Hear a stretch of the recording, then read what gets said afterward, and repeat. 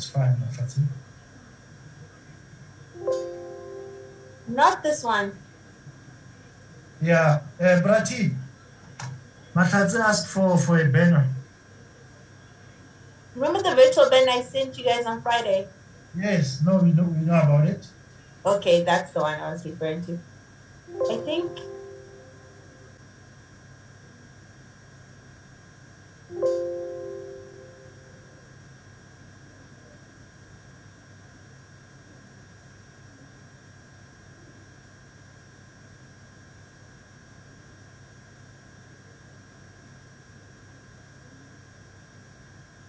Ramos?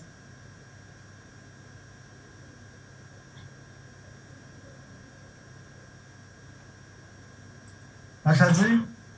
It seems like the attendees can hear us. Hi, I see all the signals have come on now. Hi, can you hear me? It's Vijay. Hi, Yes, Vijay. we can. How are you? How are you? Fine, thank you, sir, Vijay. Okay, so, well, wait when people, the panelists join in, and then I'll just mute myself in the meantime. As soon as they join in, I can speak to them. Okay? Hello? Okay. Yes, Is it I all can hear you. Yes. Okay. That's fine. I'm just trying to get all these things sorted out here. Now, where's my volume?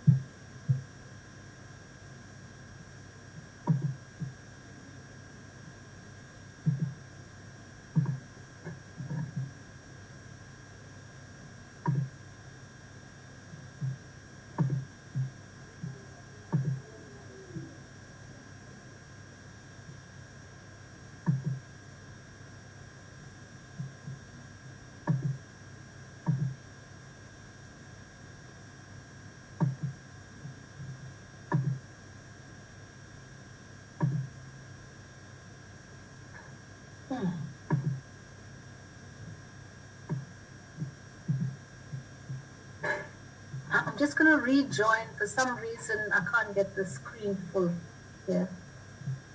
Okay, Vijay.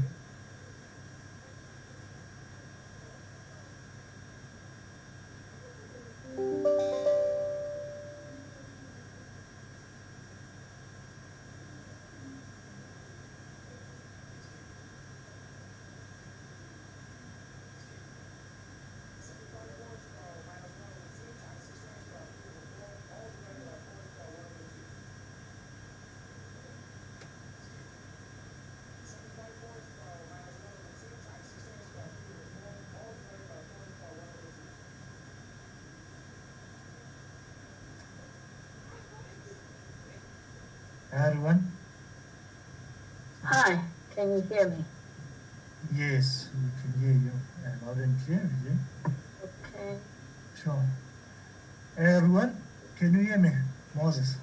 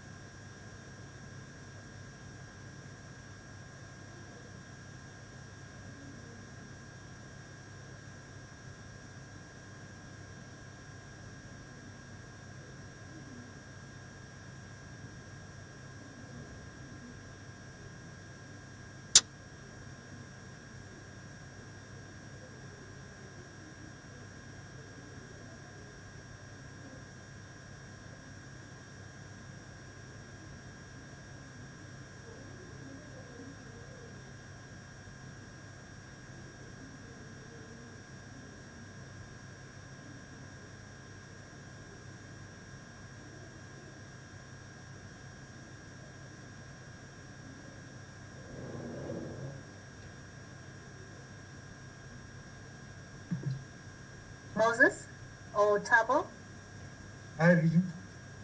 do you have PowerPoint presentation from the panelists? No, not yet. I think they're going to present from their end. Okay. It's one of the things this is just, 10, 15 minutes in. Okay, I'll find out that as soon as that they join. All right.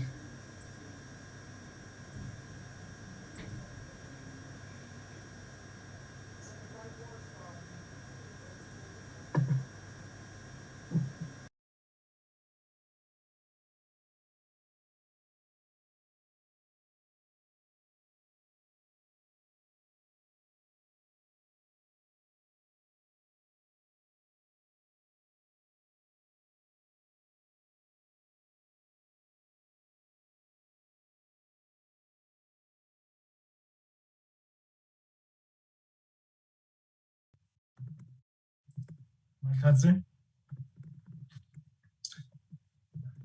Mahlatse? Oh, she's not up.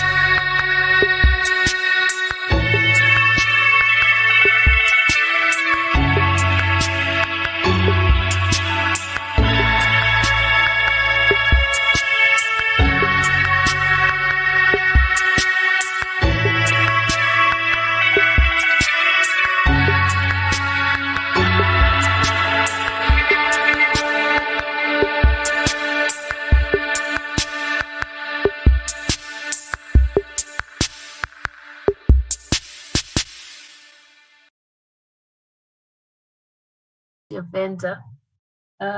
Just to also, for the I just panelists, it will be about 12-minute presentation. Now there's, you will have to time yourself for the your presentation. I don't know how to intervene in between, okay?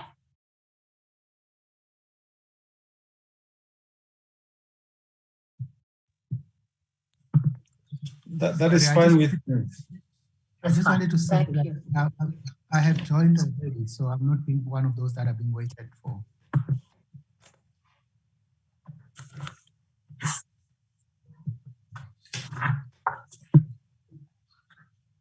VJ. Yes. Yeah, I just wanted to say I've joined already. Yes, I saw that. Hi, Mboneni. How are you? I'm good. Okay. I'm just going to take directions from Palesa. We were waiting for likeness. Sambai is the first speaker. Palesa, it's 12:01. Should we wait a minute or do we start and just change the order? Please just wait a minute.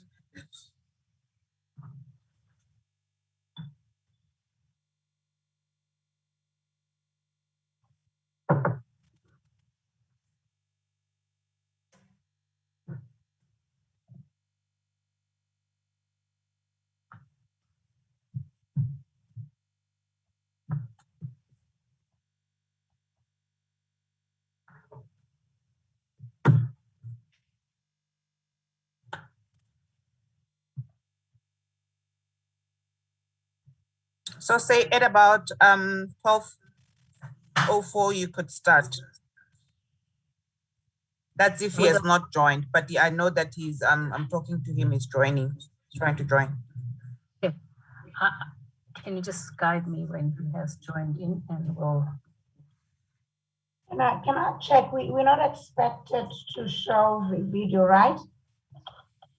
I have a picture of myself there.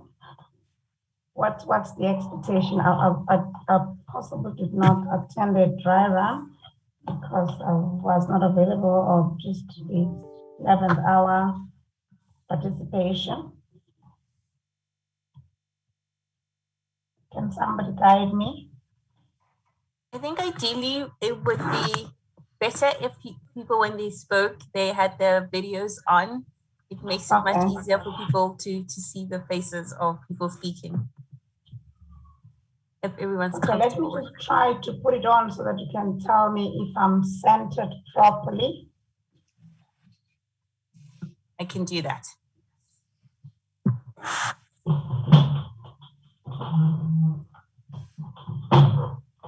So all the background noise.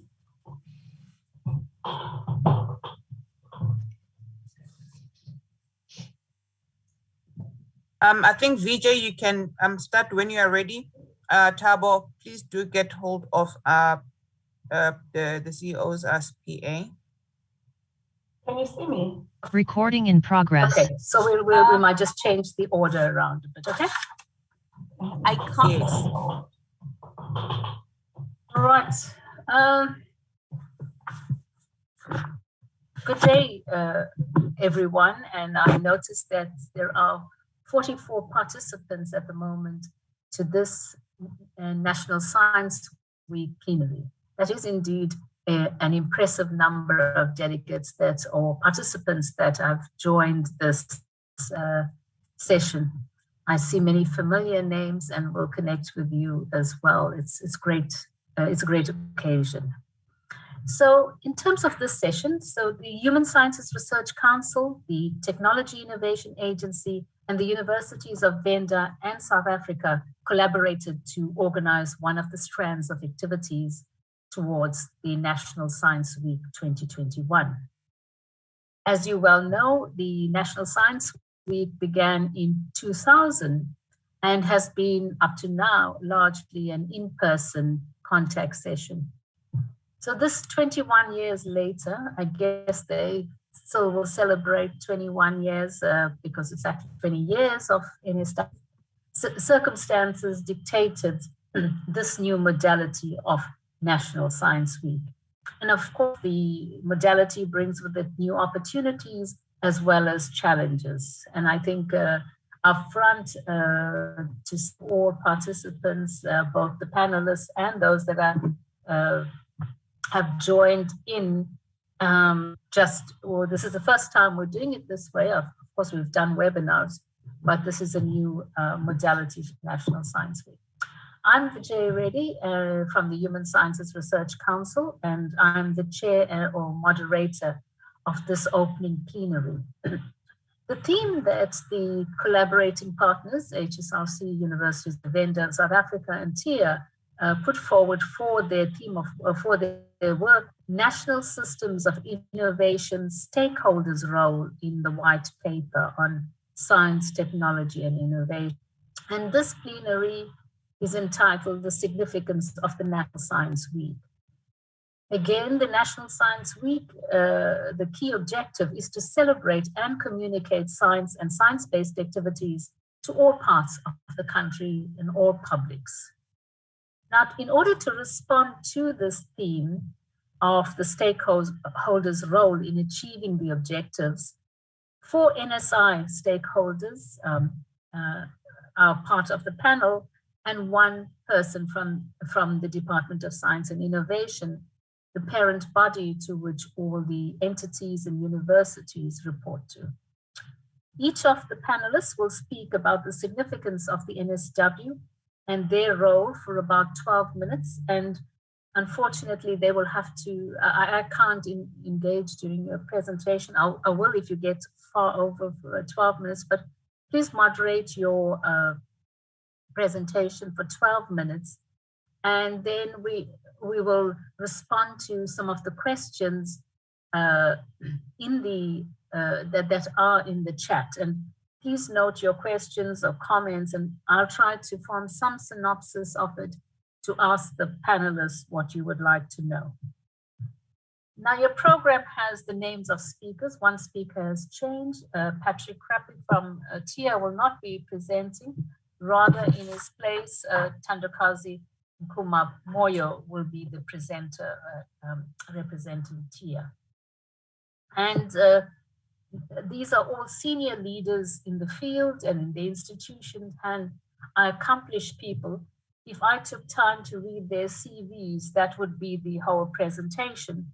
So excuse me, both the panelists and the participants, I will only give 1 line about you and your institution. And of course, anybody is free to read up about them. Now, according to the program, the first presenter is Professor Likeness Sambai from the Human Sciences Research Council. I just want to check if Prof. Sambai has joined the meeting. Not yet, Vijay. Not yet. So if that's not so, we'll move to the next speaker. Also, I assume if speakers are using a PowerPoint, you will control the PowerPoint from your side. And if you can put on the speaker during that time, the video during that time, I will put off my video. Now, the first speaker that will present is Dr. Bernard Ntambeleni, who is the Vice Chancellor and Principal of the University of Venda. He joined University of Venda in 2019 and comes with vast experience in the higher education sector relating to teaching, management, research management, and administration. Now, of course, the University of Venda is described as a comprehensive rural-based institution located in Thohoyandou in Limpopo province. About 20 years ago, I did visit the University of Venda, so I have an idea where it is. And he will be the first speaker to respond to the question about, as a stakeholder, and the role of the university in the national system of innovation promoting the National Science Week and his views about its significance. Dr. Ntambeleni.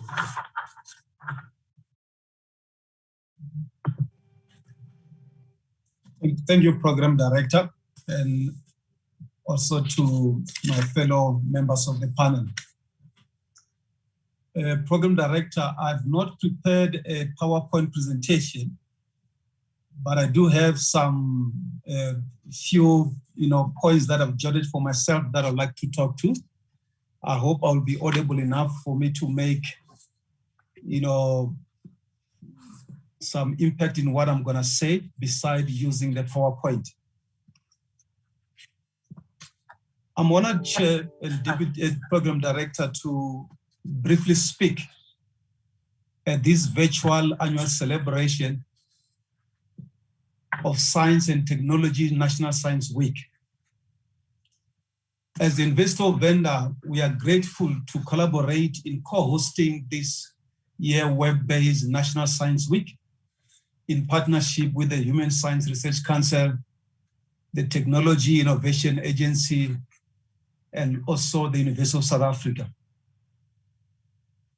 As already established in the literature, science and technology and engineering have a major impact on our societies. And this impact is growing at much faster pace. Science has drastically changed the way we live. It has also changed our means and mode of communication. It has changed and changing the way we work, our methods of transportation, and indeed, even the length and the quality of life itself. So science has got that profound impact on all of us.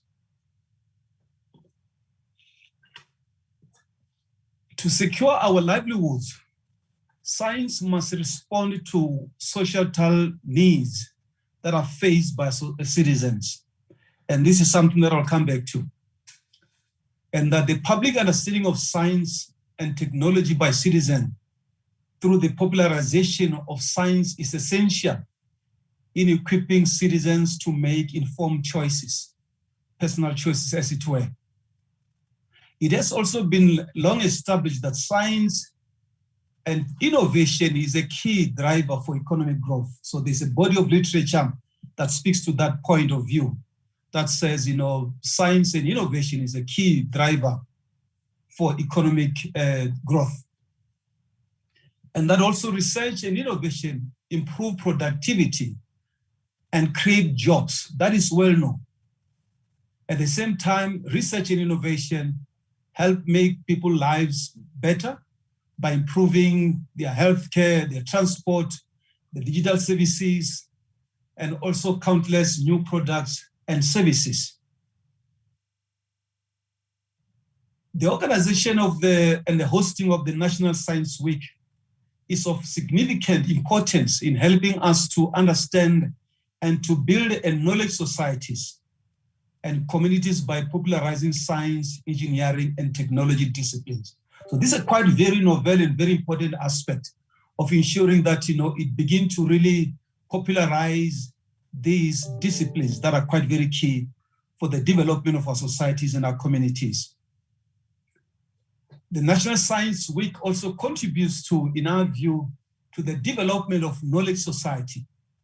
And these are the role that also universities are called to play in developing what we call the knowledge societies, and also help to raise the awareness about science, technology, engineering, and maths in particular, to appeal to the learners so that they can choose these kind of disciplines for their career options.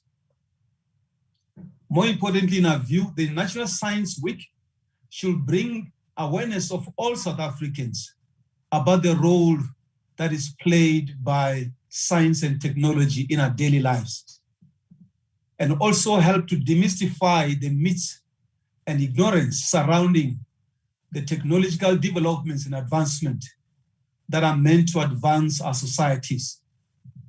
Like we have seen the destruction of the 5th generation mobile networks alleged to be the cause and transmitter of the virus that causes severe acute respiratory syndrome. So those are the kind of things that in our view, that this hosting of this Science National Week, National Science Week, should be able to really bring to the fore in order to make sure that we really begin to teach and demystify this myth, where people believe that instead of the advancement that we see through science, they see destruction in the way that I'm talking about. So there's much more in our view in terms of ensuring that this hosting of the National Science Week begin also to popularize this notion of understanding the role of science in how it should to advance our daily lives. Also, the National Science Week, in our view, has a key role to play in creating awareness to our societies and communities about the great South African achievements. So there's quite a lot that we do know that, as a continent, as a country, we have achieved, but legally it's not known by most of our people in terms of those contributions that our scientists have really come up with. So it's our view also that, as we celebrate this National Science Week, we're also able to bring an awareness to our societies and communities about the great South Africans' achievements that we've seen so far and the discoveries that have contributed in changing the world that we live in, which in our view, there are quite many, and they have to be really make sure that they are being told. And last, in my view, the National Science Week should also help to communicate the contribution of science, engineering, and technology in solving the triple challenges that we see in the country, that of poverty, unemployment, inequality, that is so widespread in our South African society.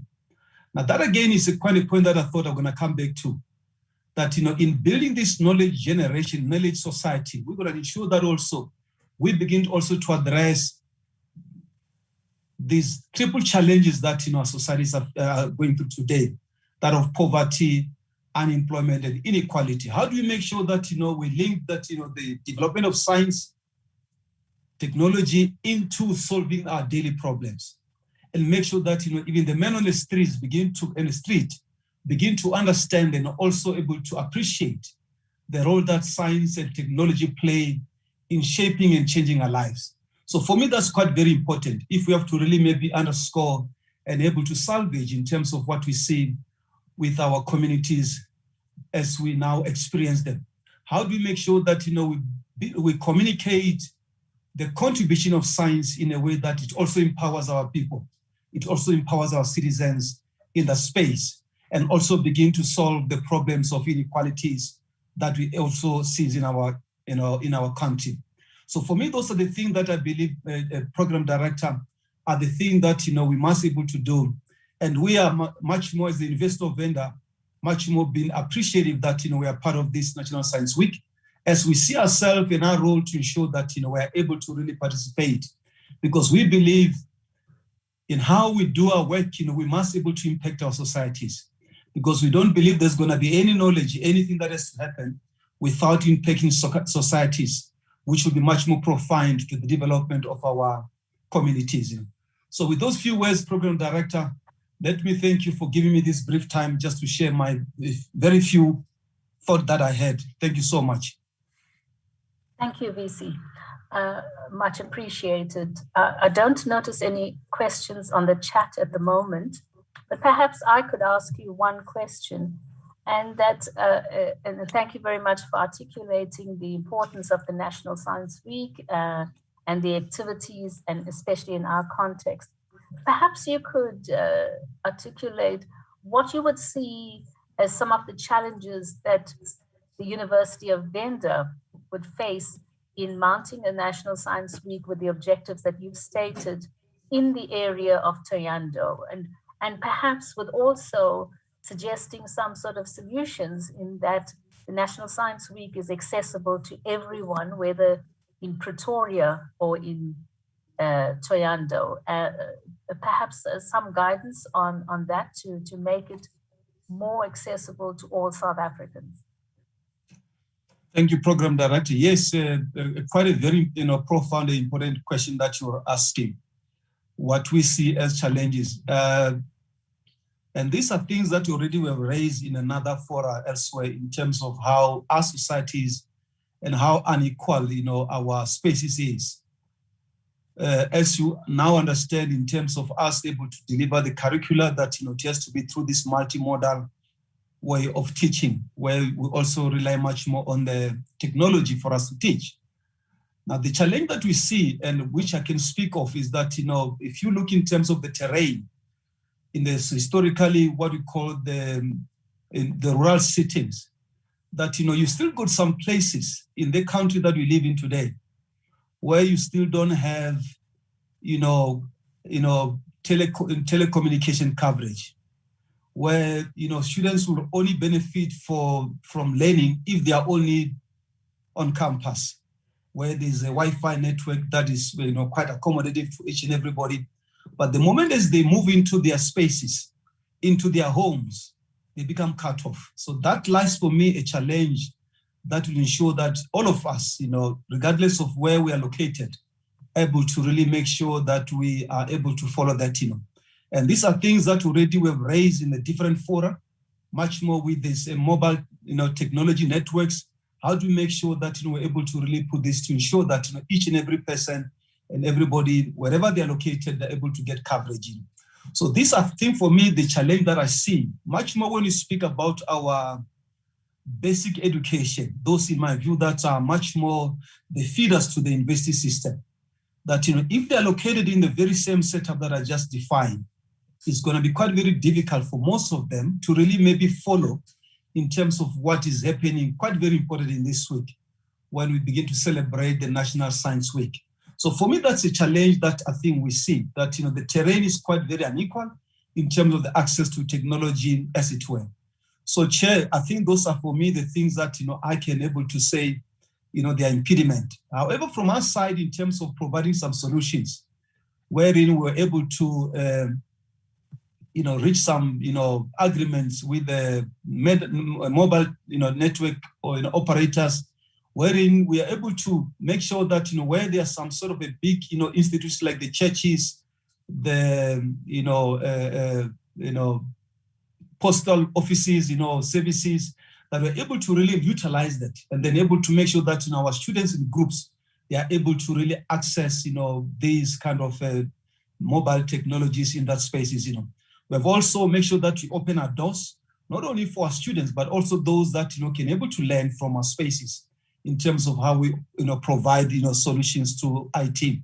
So those are the things that we've done in our part, but there's still, in my view, much more bigger role that needs to be done by mobile technologies and government itself in how to address the inequalities in terms of how we access these mobile technologies. So for me, that's what I needed to raise as the challenges and just a solution to how some of us will begin to really address that.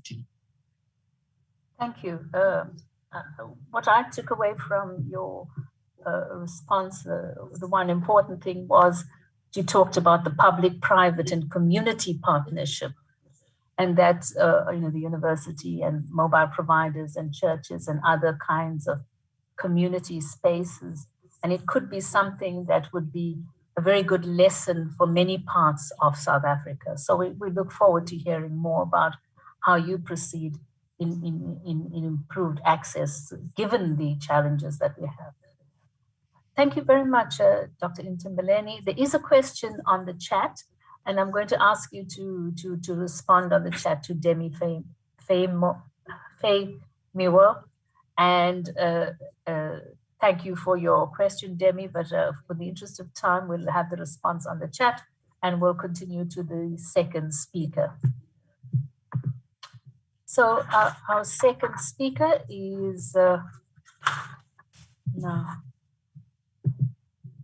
our second speaker is Professor Likeness Simbai, from the acting CEO of the Human Sciences Research Council.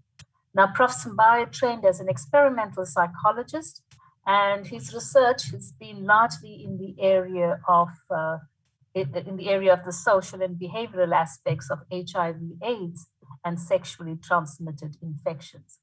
I'm sorry that Prof. Simbai was having a bit of a battle getting onto the site, but he's here now. And just the human sciences, again, as we sort of locate the individual in the institution that they're coming from, that the mandate of the Human Sciences Research Council is to conduct research which informs debate, advocacy, and decision-making by different role players. And just to repeat, Prof. Simbai, the theme is the national systems innovation stakeholders' role. So as the HSRC is part of the NSI, and for you to respond to the question of how the institution what does the institution see as the significance of the National Science Week? Over to you, and you can, you'll have about 12 minutes, and you can add your video on, please.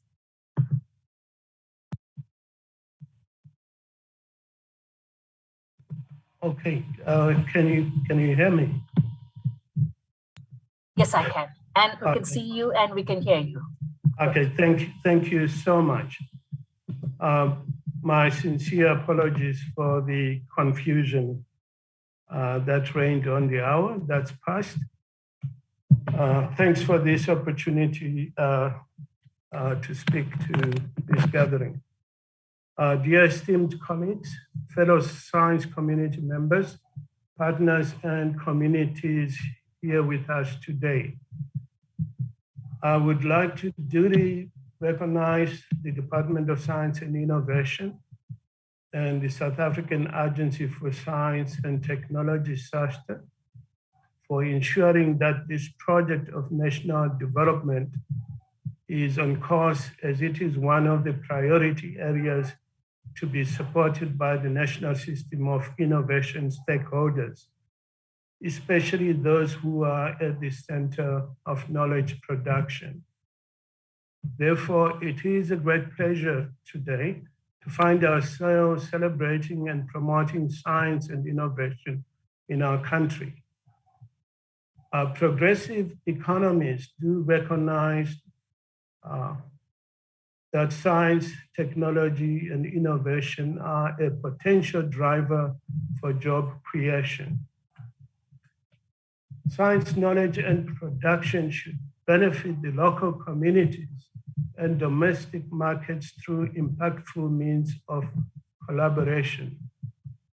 The National White Paper on Science and Technology notes that amongst other objectives is creation of an enabling environment for innovation. Thus, it is important to foster inclusivity of grassroots innovations. Building sustainable models of supporting innovation is equally important, as this will bridge the gap of transformation and inequalities, which we can achieve through partnerships of this nature. As we see the University of Venda having worked with the community in implementing the biogas plant project, and UNISA showcasing the high-end astronomy technology. The Human Sciences Research Council itself participates in national assessment of mathematics and science achievement, which is called Trends in International Mathematics and Science Studies, or TIMSS in short. This takes place every 4 years. Data are collected from grades 5 and 9 learners, which allow us to identify challenges that are schools and learners first, but are also the home context that South African learners function in. And this team study is led by Dr. Reddy. Of the challenges learners face are socioeconomic driven ones, such as the access to digital instruments and learning material, and the difficulty in reading to comprehend. We do need agencies such as Technology and Innovation Agency, or TIA for short, as they do support the mandate of investing and growing this portfolio of domestic technology and innovation products. So in highlighting some of these issues, we would like to see a strengthened effort to involve communities in science projects and growing economies that can put at their center the utilization of science skills.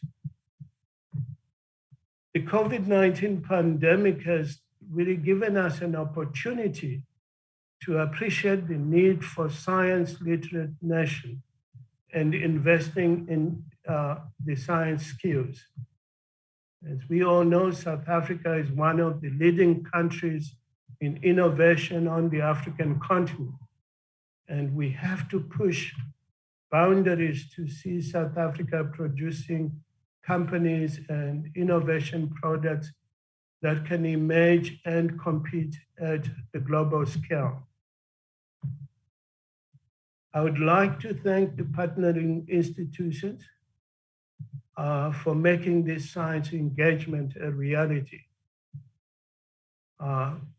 Thanks to our Strategic Partnerships Unit, led by Palesa, for making sure that the Human Sciences Research Council can work with UNISA, University of South Africa, Univen, and TIER.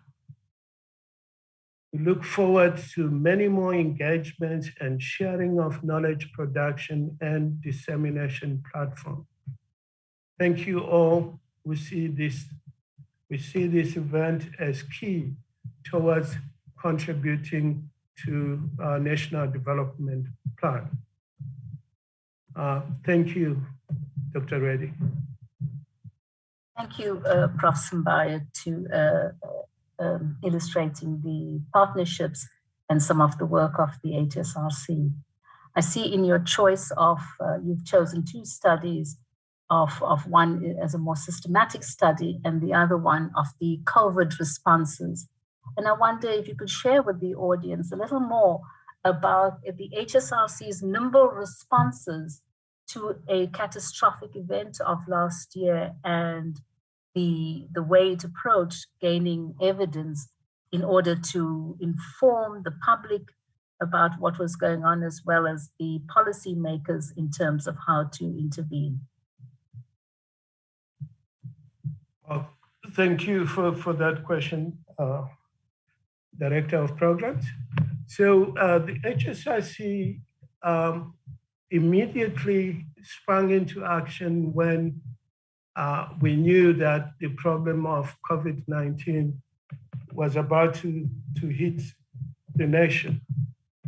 And luckily enough, in conjunction with the Department of Science and Innovation, soon afterwards, they set in motion an initiative whereby they put in together all entities that report to them, including the National Institute of Humanities and Social Sciences, which is part of the larger Ministry of Higher Education, Science and Innovation. And essentially the task was for us to look at social science aspects of COVID-19. It's interesting that hitherto, we've only heard mostly about epidemiology, about what medical sciences were presenting, but there were no perspective that brought in humanities and social sciences. And essentially, we quickly sprang into action by starting a survey series, which was done virtually, which was targeting people to ask about their behavior and their understanding about COVID-19, as well as about things they understood they needed to do in order to prevent the spread of COVID-19. Actually, it is important to highlight the fact that our ability to have quickly reacted in the main also relied on the fact that the HSRC is renowned for its work in the area of HIV. So essentially the same tools were applied, and by doing so, we were able to provide additional information to the government, and in particular later when we started to talk about vaccination. So we could, for example, estimate how many South Africans were prepared to be vaccinated, and then also inform on interventions that could encourage those who were not willing to get vaccinated to think again about the benefits of being vaccinated. I'm sure I could go on because this is something I do myself. I'll stop there. Thank you. You like this. We have a question in the chat, Zaid Omar, and he says, thank you for raising the need for innovation. And to what extent have you reached out to the engineering sector on innovation? And I suppose, Zaid, we talk both about social innovation as well as the kind of engineering and other forms of innovation as well. Anything that you would like to respond to, Prof. Simbai? Thanks again, Dr. Reddy. So essentially, one of the things which, in fact, the Department of Science and Innovation encourages is collaboration between the hard sciences and social sciences.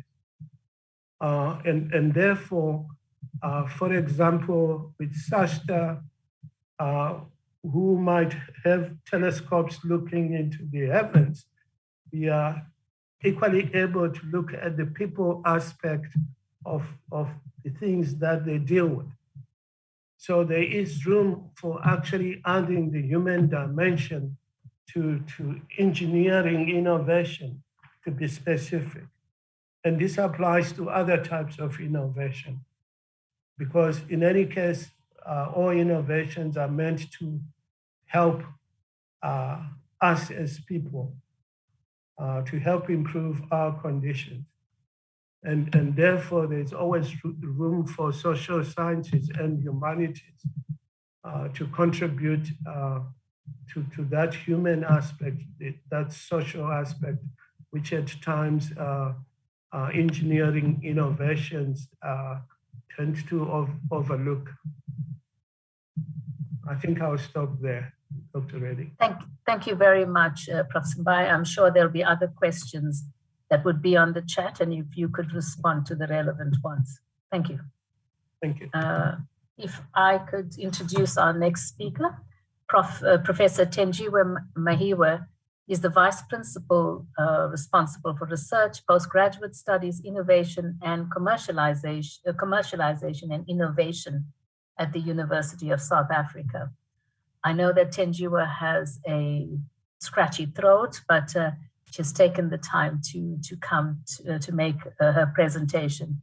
It's particularly pleasing for me to introduce Tenjiwe, as I met her as a research director at the Human Sciences Research Council. And, you know, the HSRC claims everyone as their own. And in addition to this role as vice principal, I don't think Tenjiwe would forgive me if I didn't mention that her research interests are gender studies, self-study, dress, and indigenous knowledge. So make what you want about how you locate Tenjiwe. She is, as I said, at UNISA, and UNISA is the largest university in South Africa with over 400,000 students, and is well known for its distance education programs. Tenjiwe, over to you. Thanks a lot, Vijay. It's good to actually reconnect. I'm sorry about my voice. Doesn't reflect how I feel. I've tried to sort it out. I'm just failing. I hope you can see me. I cannot tell from this end. I think this kind of technology still needs to be upscaled to a point where the presenter is able to tell if people can see her, him. Can you see me? I can see you, Tenjiwe. I don't see anybody on the chat saying that they can't. Okay. And so the PowerPoint presentation that I've put up, I hope you can see that as well. I can see the presentation, yes. Perfect. If anybody has a problem, please put it onto the chat and I can communicate to. Okay. I cannot see the chat comments right now because I've put it on PowerPoint, but I will be led by you as the moderator in terms of what you want me to respond to. Should there be any areas that need my response? I acknowledge all panelists and our partners.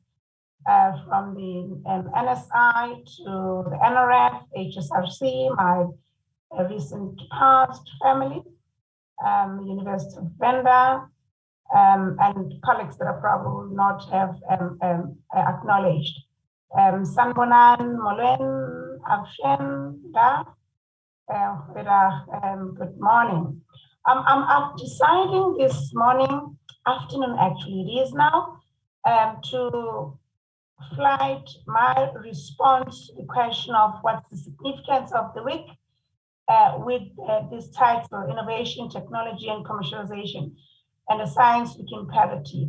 Now for us, this is very important at UNISA because just this morning earlier, welcomed one of our showcases, that is a student showcase, which since 2021, we actually having it happening in the same week as the Science Week, because we've realized the importance of this week, and we wanting to align all other kinds of sciences to the hard sciences that this week had traditionally been known for.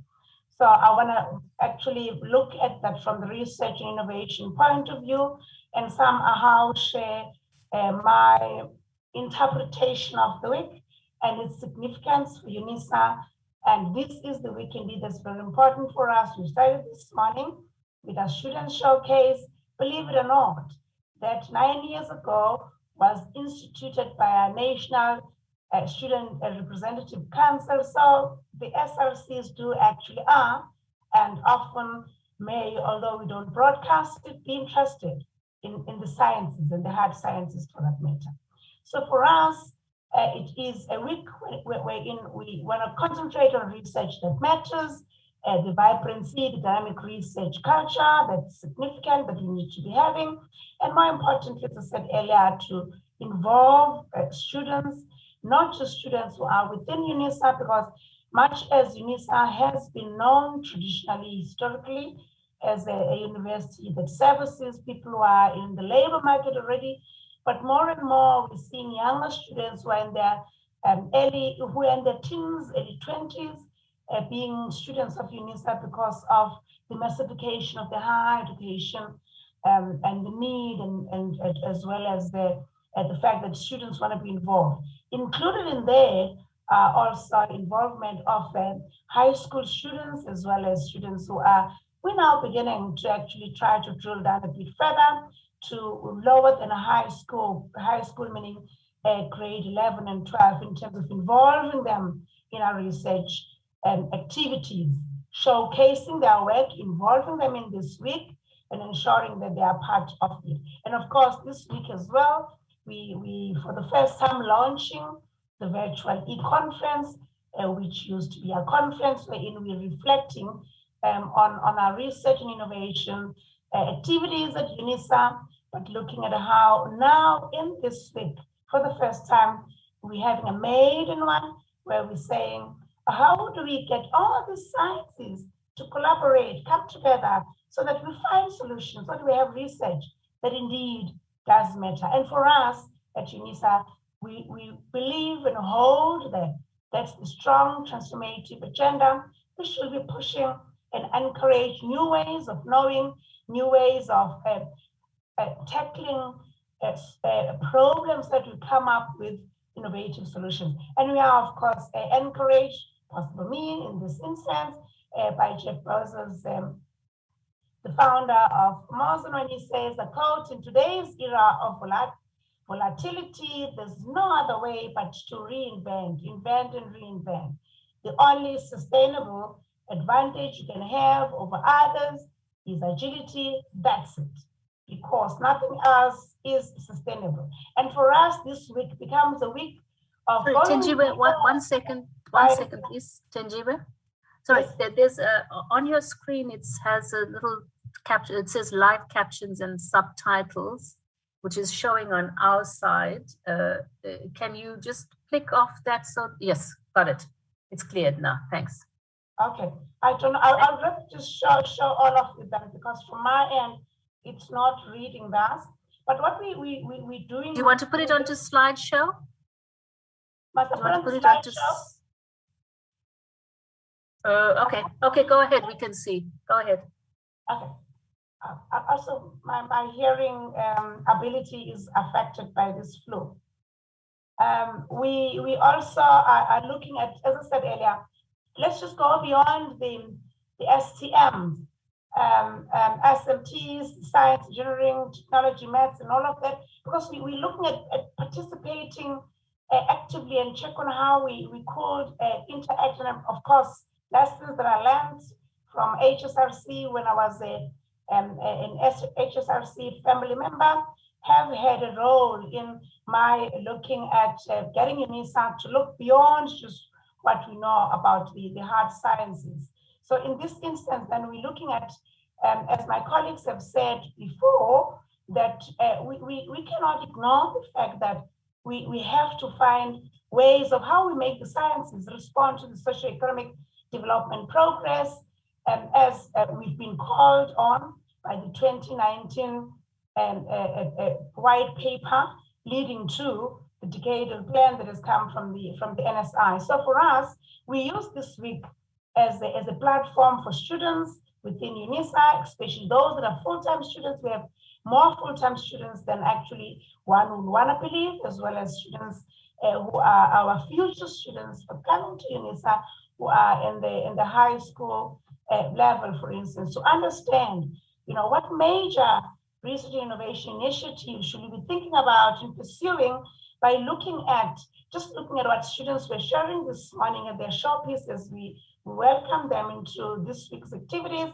was we had pushed them to say, what troubles you? Just look at what troubles you, and how do you solve just the tiny areas that trouble you, and be innovative and put in science into that, so that we create not only solutions, but possible entrepreneurial possibilities which may respond to the socioeconomic development stagnation that we see, and ultimately the National Development Plan grand imperatives that we have not even begun to scrape their surface. So for us, we look at the week as an additional platform to interact and be inspired, not only by the work that our students are doing, not only by the work that our scholars are doing, but also our partners are working on.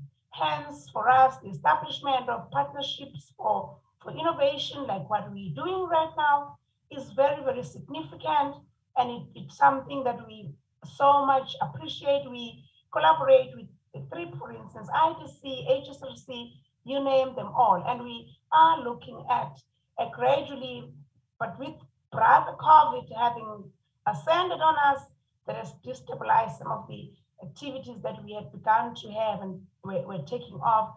But we are looking at helping industry helping us to access their terrain, their terms, and them access academic research expertise and possibilities of finding solutions, as well as skilling their labor market, for instance, labor force that they have there, and also check on how we market even our own research, because a lot of work that at times we do, you find that it is not known because of a lack of, why is this empty? Because of a lack of ability to market, we concentrate on just generating knowledge.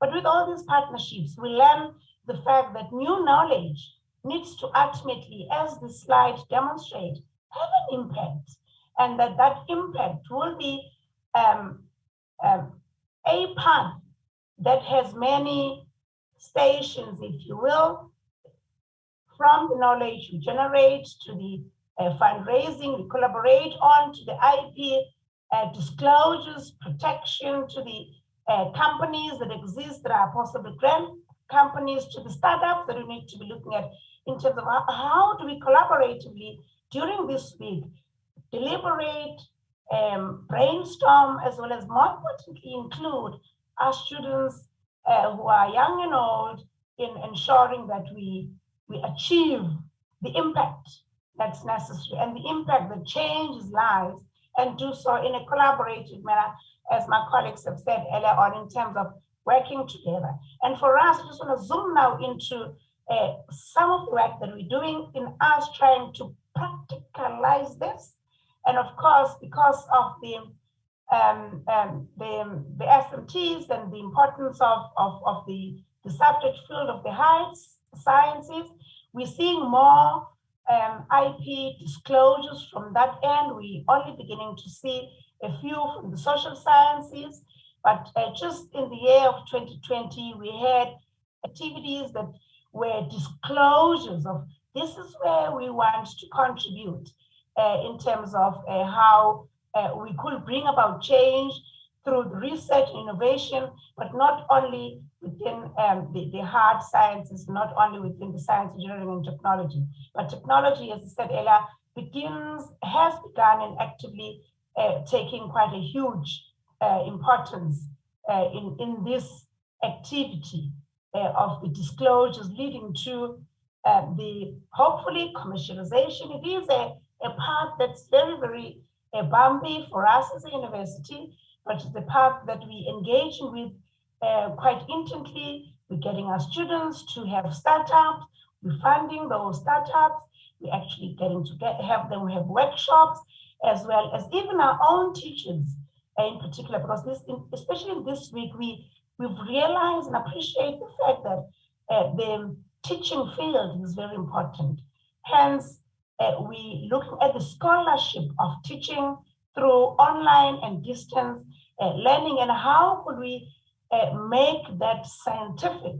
And in that way, we from tomorrow are rolling out workshops leading to a conference the day after and research awards on Friday, wherein we are acknowledging the fact that the world that we're in now is a different world, and therefore we need to have these changes. And we are taking on the challenge that Brother COVID has put on us to actually work in these modalities towards achieving the goals that we want to achieve. So just in a nutshell, that's what UNISA has interpreted this week, in particular this year, and focused a number of activities which ran since this morning until Friday evening, where we're looking at how we could have a better world. And we are saying nothing should go back to normal, because normal, we can all agree, wasn't working. If you go back there to the things that we have known, we will have lost the lesson that Brother COVID brought upon us. May you arise in Jupiter, and indeed that is my message from UNISA, and sending greetings from the Vice Principal, from the Vice Chancellor and Principal of the University, Professor Puleng Linkapula. Thank you, Program Director Vijay. Thank you very much, Prof. Mahiwa.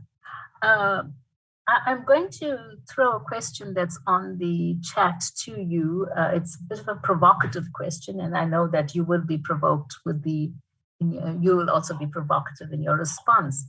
So Syed Omar says, engineers are trained to innovate using science and mathematics to produce technologies.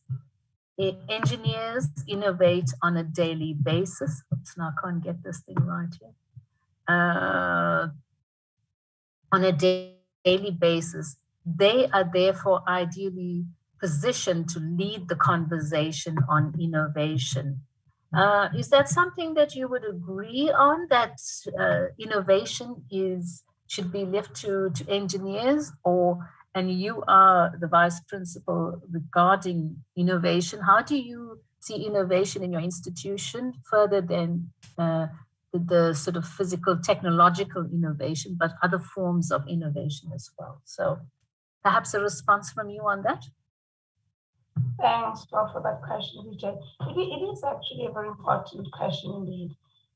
We cannot, we will have lost our belief, not only as a social scientist, but also as in particular a manager to whom the college, one of the colleges referred to as the faculty elsewhere of science, engineering, and technology. They report to me directly.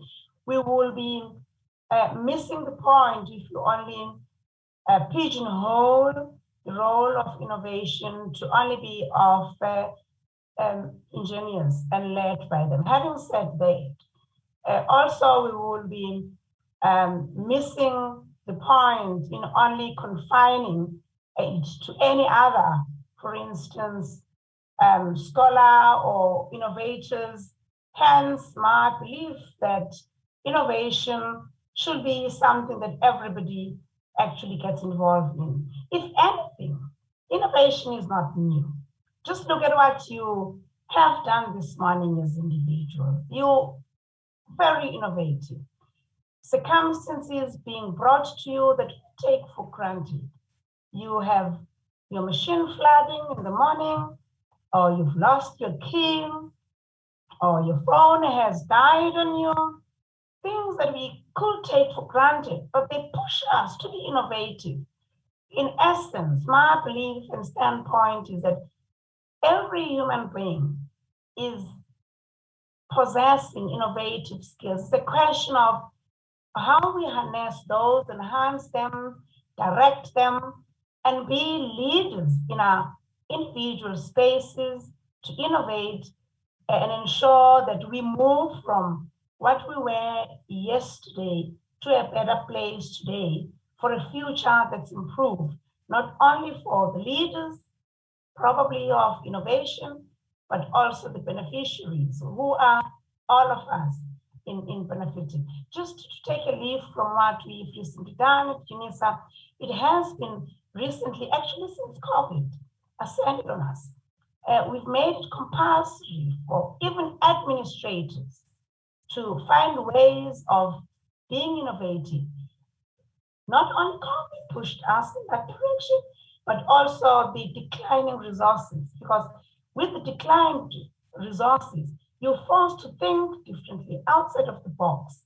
And in that way, part of which calls for us to be collaborative, co-learning in doing so that the benefit is not only a glorified benefit for the manager, for the leader, for the primary investigator, but a collaborated way. But if we really look at it, that's how reality on the ground on a daily basis is like.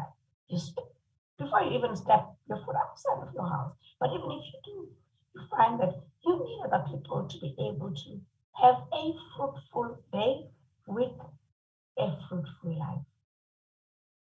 Thank you, Prof. Mahiwa, and thank you particularly in trying to give a presentation with your throat. I hope you feel better soon, and take care.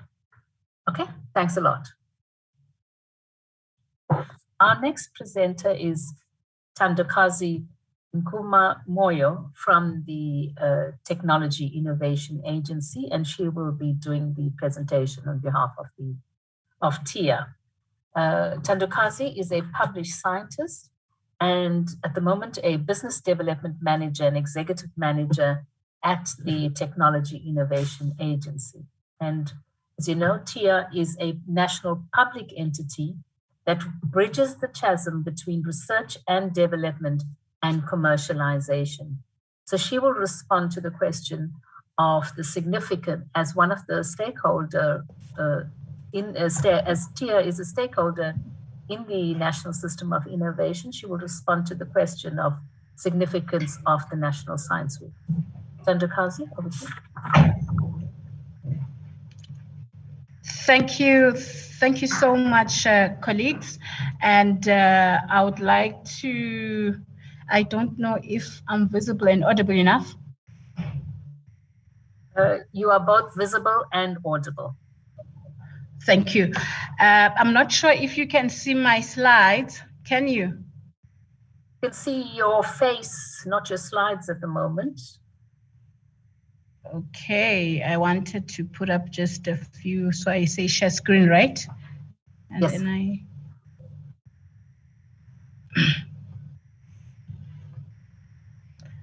All right.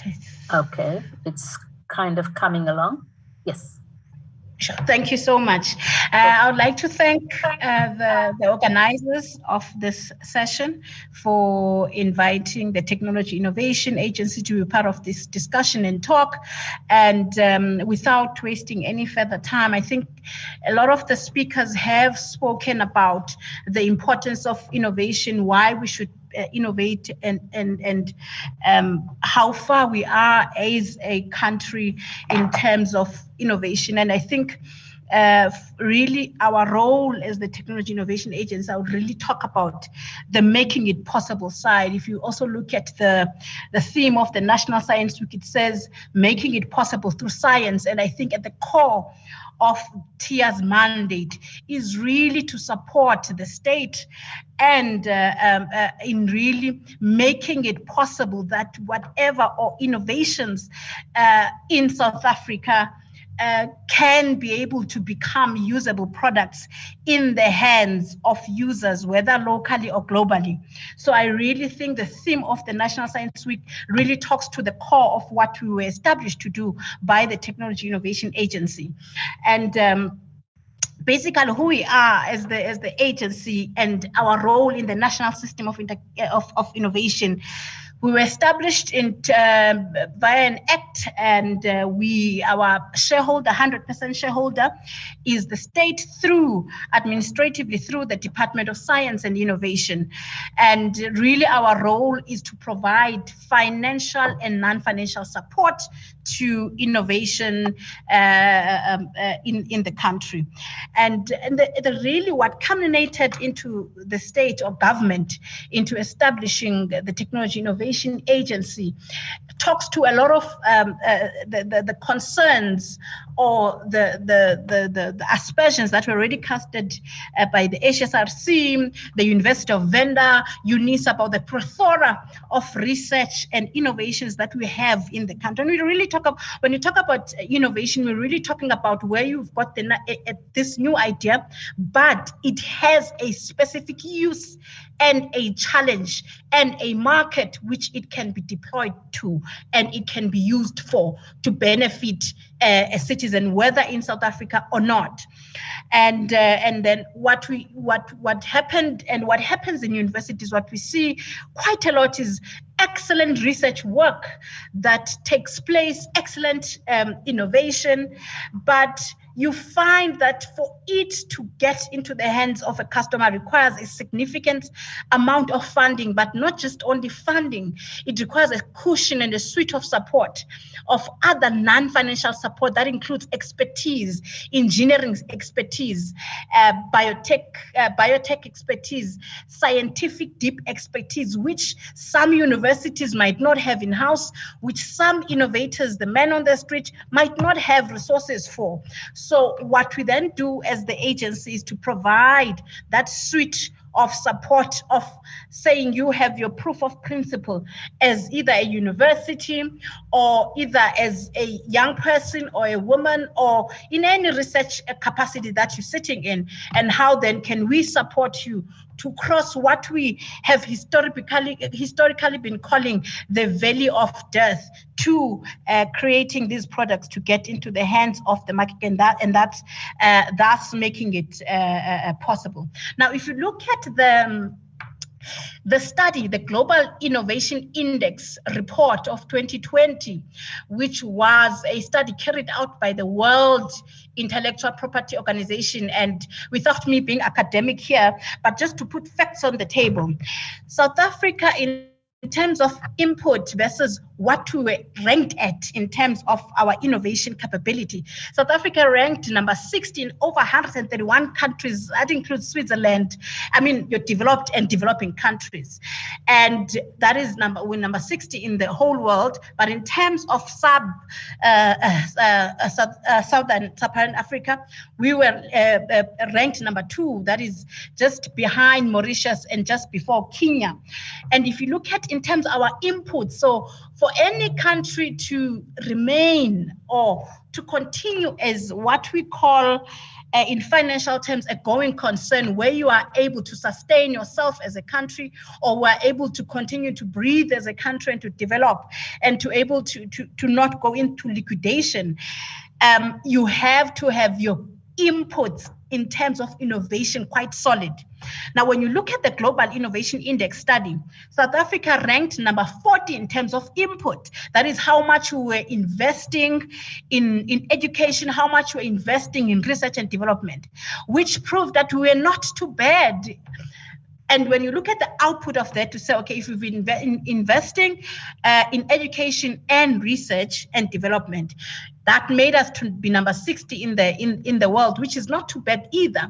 So it basically says we have the raw material, we have the input, although every day we always say we need to increase it for us to be able to deal with the trade deficit at the same time. So, and the basis we have to be able to keep as a going concern, and really our role then as TIA is to really push over that edge and make these things to get to the market. So I just thought, let me put up this slide and really again try to talk to the question of our role and basically how the national system of innovation looks today. So when I think we've got a number of universities here, and when you look at the left side of my pictorial overview at the moment, you'll see that a chunk of what is required as input in the national system of innovation is a lot of funding from government. And you'll see a number of organizations that play different key roles in the innovation value chain. Then over and above that, you've got the R&D suppliers, or the guys that really do the work to provide what we could work with. Then you've got a suite of support, enterprise development, which is something that we do as well as TIA through different types of support. Then we've got the private sector, which will require in this, it would have been great for us to have at least one rep from the private sector, which will require the NSI to come up with the larger amounts of money for us to even go through and export. And this is just to put it out there to say these are the different role players that make up the NSI, but we still sit within the aspect of really supporting you from proof of principle to minimum viable product.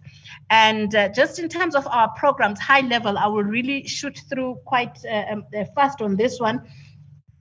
In terms of what we do as TIA, we play a connector role, we play a facilitator role, we play an active funder role, and we play an enabler role. I've already said we provide financial and non-financial support.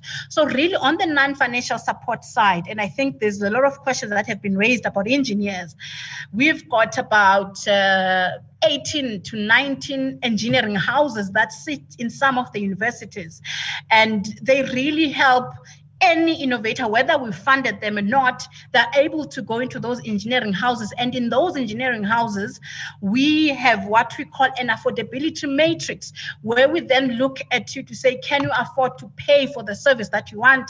We're talking about prototypes. We're talking about market samples. So you go in there with just your sketch of what you want to do, and then they provide those services. We also have the same model, but in the biotech space through what we call technology platforms. They do quite something similar.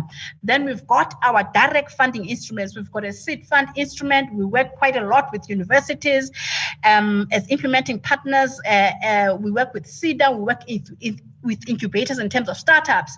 And our second line, that's our first line of defense fund that we really use from proof of principle to a first functional prototype. We've got a technology development fund, which is quite higher ticket sizes. And then we've got a commercialization support fund. But much exciting in the latter years, 2018-19, we launched a fund which really connects but also facilitates commercialization. And this fund is called the Industry Matching Fund. And this is where we've partnered with late stage funders like your IDCs, your Public Investment Corporation. We're in discussions with the DBSA. We're talking about the angel investors, the SME fund, the venture capital funding space, where we're saying with our de-risking financing money, how do we marry with the private sector money, making it much more cheaper and more accessible, then so that you are able to then receive accessible follow-on funding towards commercialization.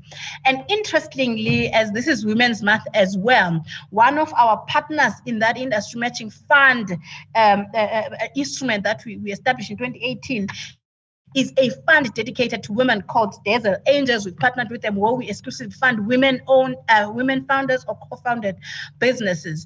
And I've already spoken in terms of our service provider, where we really support with them providing the infrastructure that is required to really make these things happen. And I think I'll stop there for now and take any questions. Thank you, colleagues. Thank you, Thandokazi. I don't see any questions regarding TIA in the chat at the moment, but perhaps I can just lead with one question. I assume much of the innovation that you've referred to is the high-tech innovation. Are there any instruments to sort of support low-tech innovations, which perhaps could have some commercialization values as well, or certainly it will contribute to development? So definitely we do have a grassroots innovation program, and thank you for raising that. This is a program we are currently running on behalf of the Department of Science and Innovation. And this really looks at, it's a nimble solution that really looks at those innovators that are not within your university or your research council or your research institution or a well-established company. So these are really the type of innovators, which some of them are really based in communities. They've got community-based type of interventions. And really, when you look at them, the value there more than anything is the type of innovations that are there for social impact.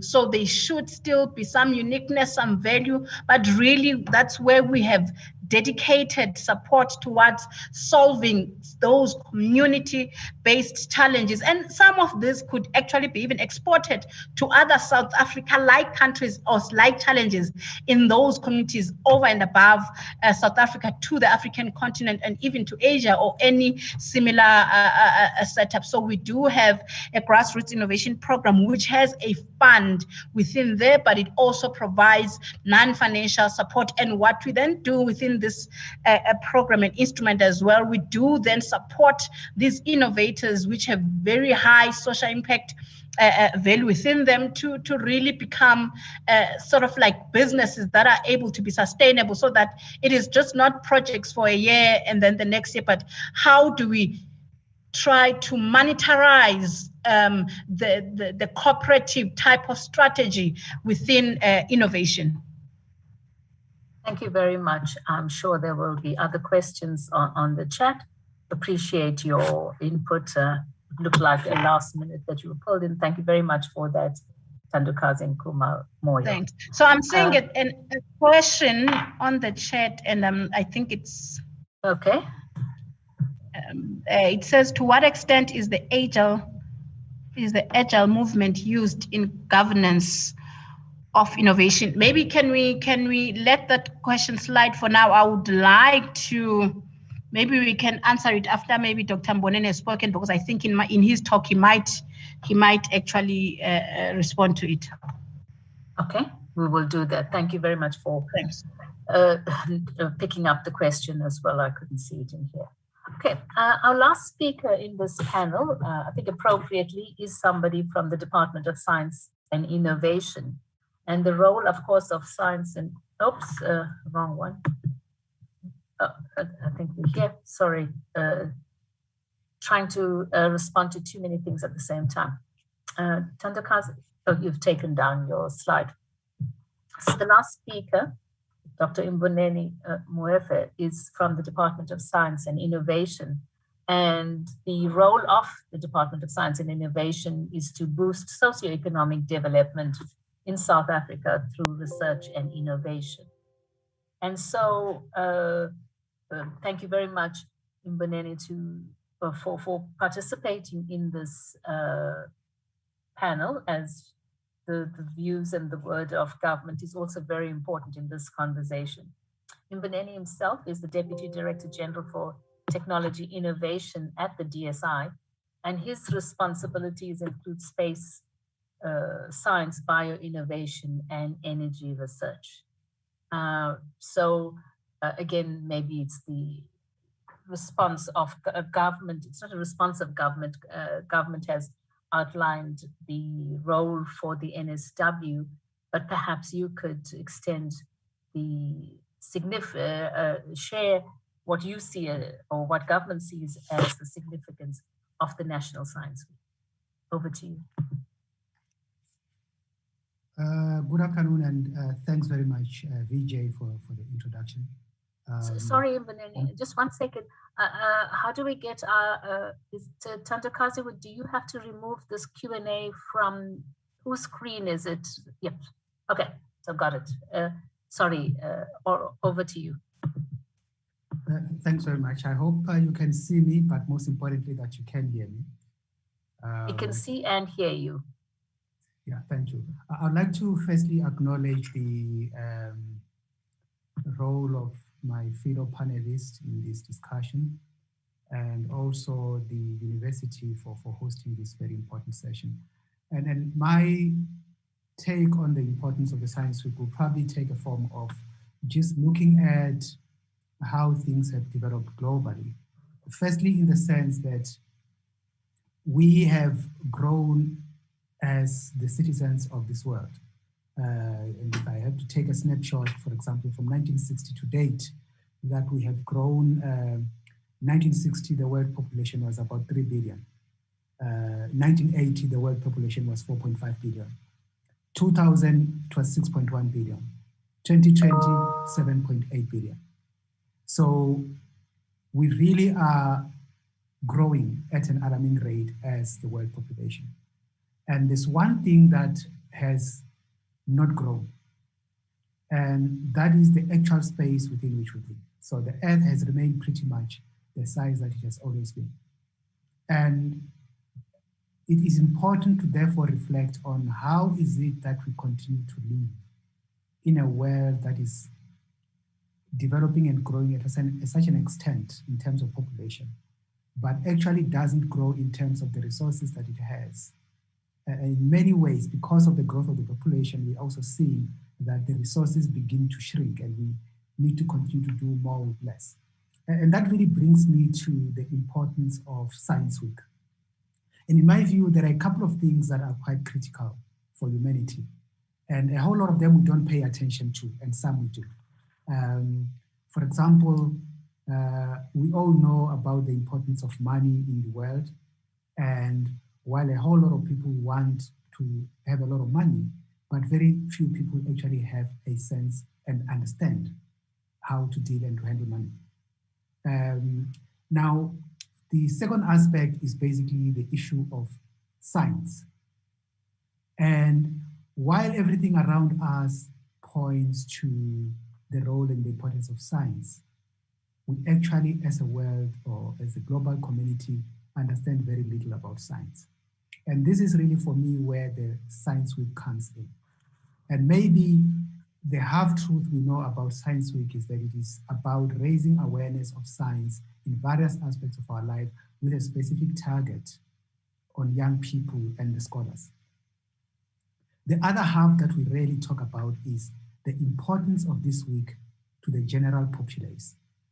Because ultimately, it is when science is understood and appreciated by the whole of our population, whether it is the old people in our villages, the young people, the learners, the students, the academics, the politicians, the religious leaders, the traditional leaders, all of us need to appreciate the role of science. And also, dealing perhaps to one of the questions that was directed towards Tenjiwe, appreciate the fact that science and innovation are not only a platform that is operated on by scientists and engineers, but that there are so many undocumented scientists and engineers of the past and of our time who need to have their contribution to science is acknowledged. And that is why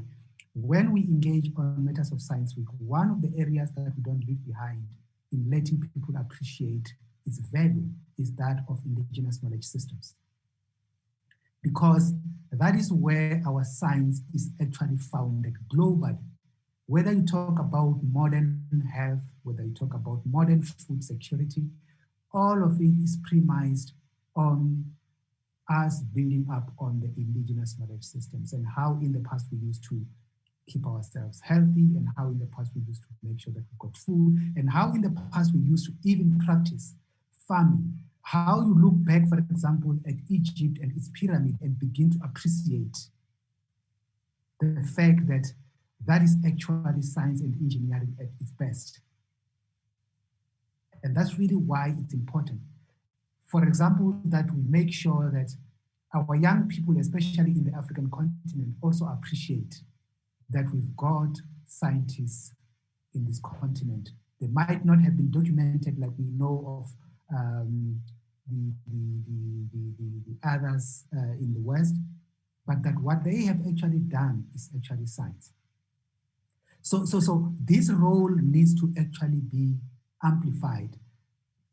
These days we're celebrating it at Science Week, but my view is that we need to do more than just looking at focusing on Science Week, but continue to raise awareness of what science, technology, and innovation is about. So I have mentioned about the population that has grown 1962 to 8 from about 3 billion to 9 billion, almost. So basically 8 billion. And the challenge is that population needs to be fed, it needs to be kept healthy, it needs shelter, and most importantly, what sometimes we tend to forget is that we are social beings, so we need to socialize. We need to visit friends, we need to talk, we need to communicate, we need to reach out to each other, we need to feel that we've been considered to be important beings, and that just builds us as humanity. And the role of science in doing that has actually been amplified over time. And what the science does is also quite important in the sense that before we know everything else, and there is a very interesting biblical scripture about this, that most or all of the things that we know, we actually know in parts, and that the detail get revealed as and when such information sometimes is availed. And science is one critical aspect of making sure that we avail new information and it enables us to respond and to deal with challenges as they emerge. I'll give an example of how we're dealing with COVID. The first couple of months after COVID outbreak, there were a whole lot of things that we were doing. And every single day we were getting new information scientifically about how to actually deal and handle this virus. And if you remember correctly, in the beginning we would have a case, say at a school, and the school would close for 2 weeks. And before you know it, there's another case at a school, and then the school closes for 2 weeks. Until scientific evidence says, hey, basically, if you got a case, you just need to disinfect, and the next day people can be back at school. We all would see all these sort of disinfection tunnels that people were disinfecting the roads and everything, but new information emerges. And we begin to say, no, that's not how to do it, actually, because there's very little that can happen by you having walked on the surface that is probably infected. Now, what I'm trying to say is that science is important because it always reminds us as a people that we need to continue to seek knowledge. And that search for knowledge must never stop. And it is what must inspire us to go and encourage young people to get educated and to learn, and to also appreciate that while previously science was considered to be this hardcore engineering, mathematics, and your physical sciences, today science is about how everything else actually converge into one purpose, to solve a particular problem.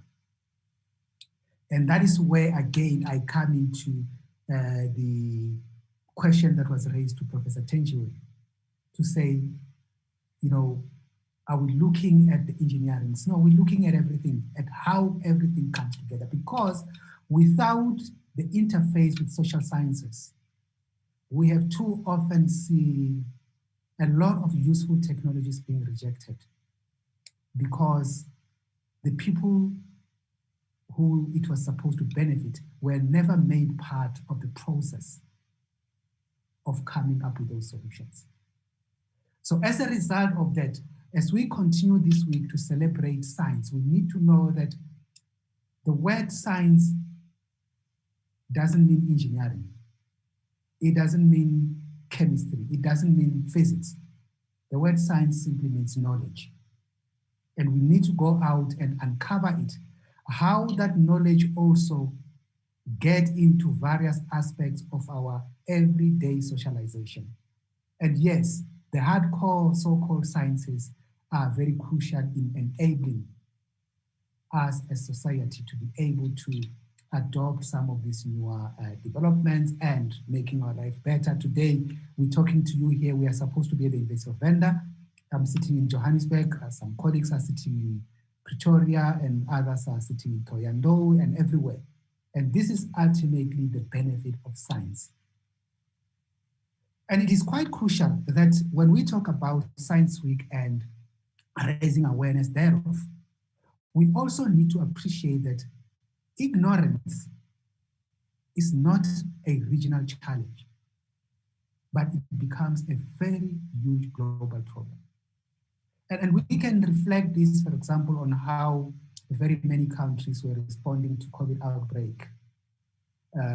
We would know last year, for example, there are a number of countries wherein, as the Vice Chancellor, Dr. Tamberini has indicated, people were touching telephone towers because they were linking 5G with COVID-19.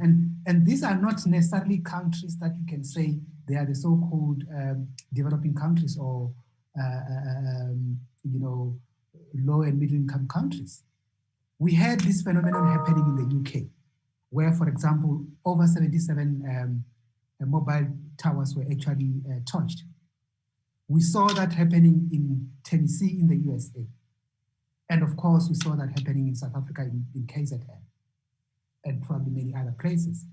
And the point I'm trying to raise here is that when we talk about science awareness, we need to appreciate the fact that the role of Science Week is not just about how we want to, out of our goodness, reach out to the rural communities and those that are perhaps uneducated, but it is about how you reach to everyone, because scientific illiteracy is a huge global problem.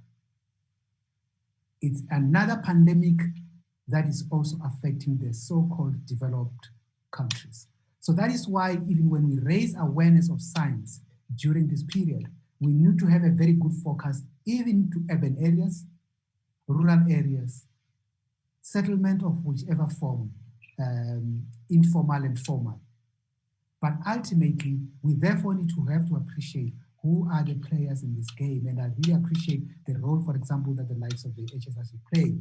You know, all the government agencies that are responsible for science, technology, and innovation.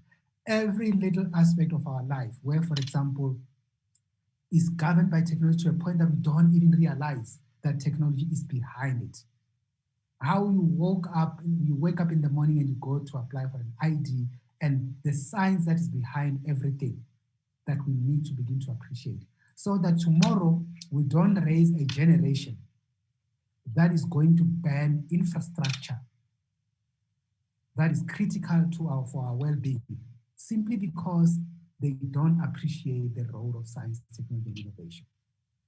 So without really going into a much deeper debate, I just thought I needed to take that angle to say that This week is about letting people, the whole society, rural, urban, young, old, appreciate science, technology, and innovation. And the one thing that is quite crucial is how we appreciate the role that older people play in our communities.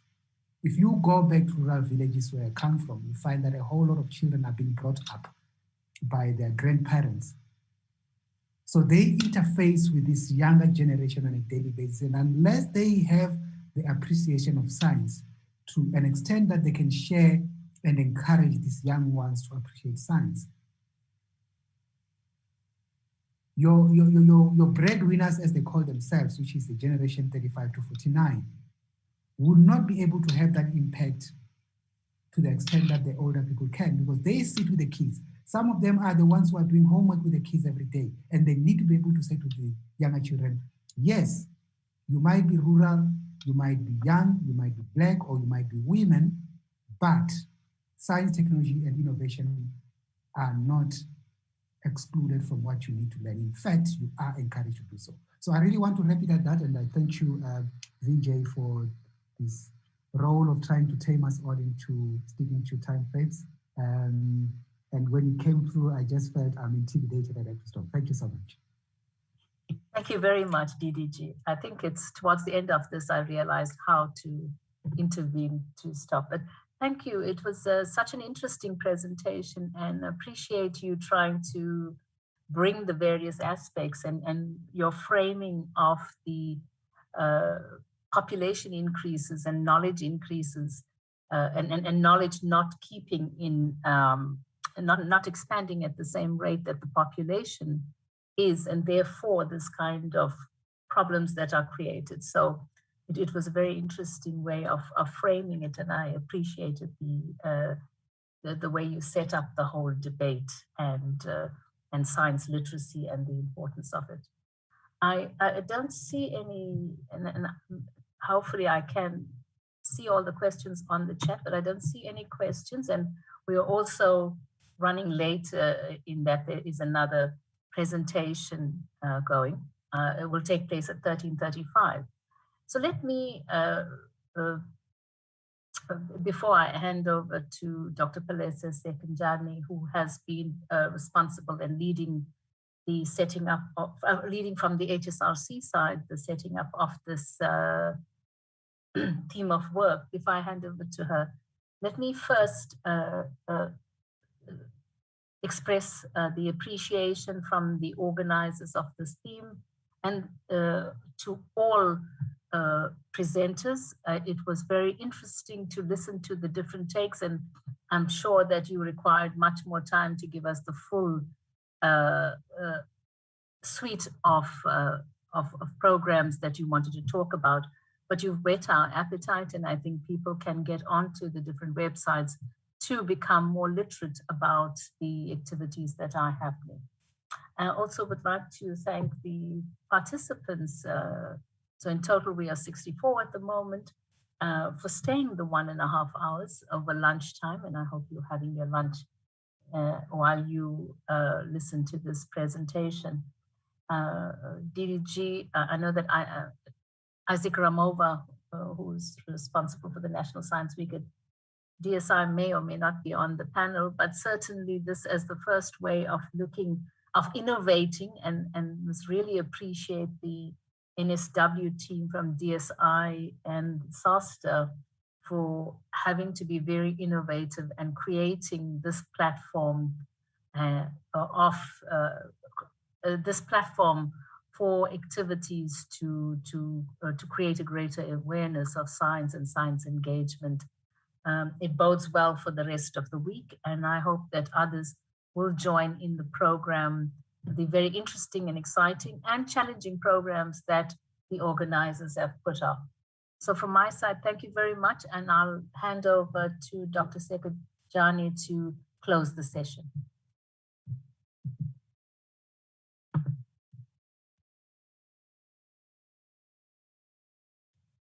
Good afternoon, colleagues, and to the fellow panelists. We would like to really thank you very much for attending the session. And we actually do invite you to have a look at the documentary that we shot that was produced in collaboration with the community in Limpopo, funded by UNIDO, various municipalities of Limpopo, municipalities in Limpopo, and also co-produced with HSRC. So we do invite you to, the link has been dropped in the chat I see. So kindly do join us for that documentary. There will be Dr. Tinaro from University of Venda who will introduce the documentary that was shot there.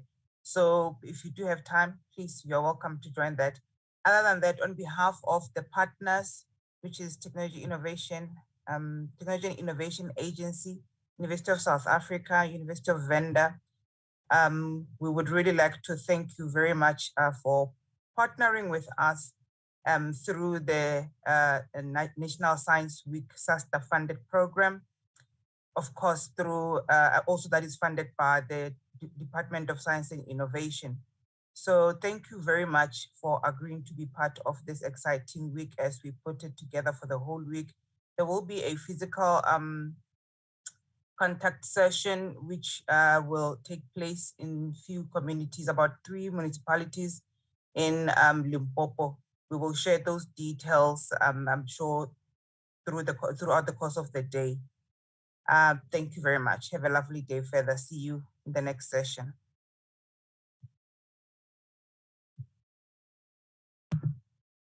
Thank you.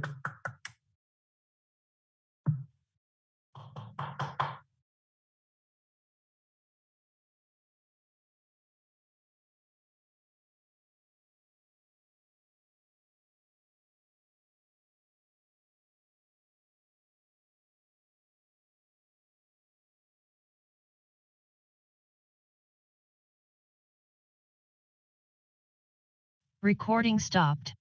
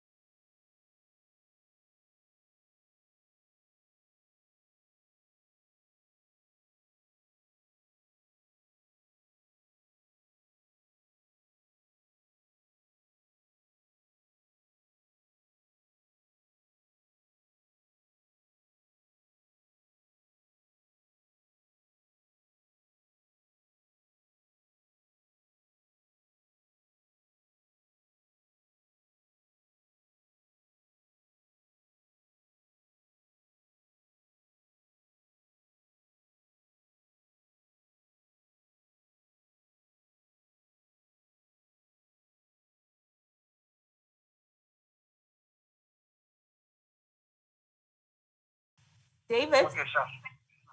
Sure. David? Hello? Hello? Are you, David? Fine. Yes, hello, can you hear me? Yes, I think you can go ahead and introduce the documentary and people can click on the link in the chat box and you can just give a short background about it. And go ahead. Okay. Take care. Sorry. Take care. Right. Good afternoon, colleagues. Thank you for arranging this. It was a bit of some challenges I see where to get back to the platform. But anyway, let me just quickly give an introduction to the documentary which you are maybe already watching or are going to watch.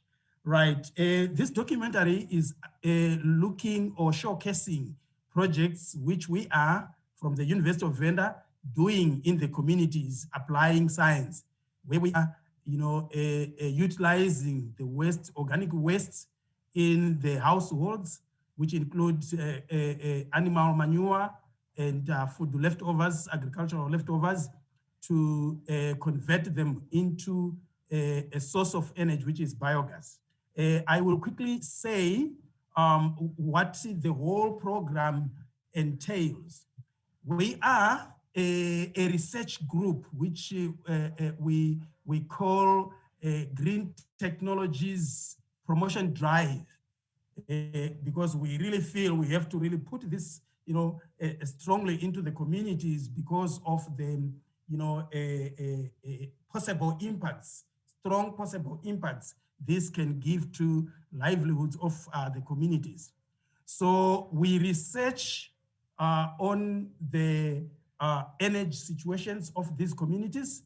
We also research on their agricultural activities and see how feasible these communities are to implement this technology of biogas.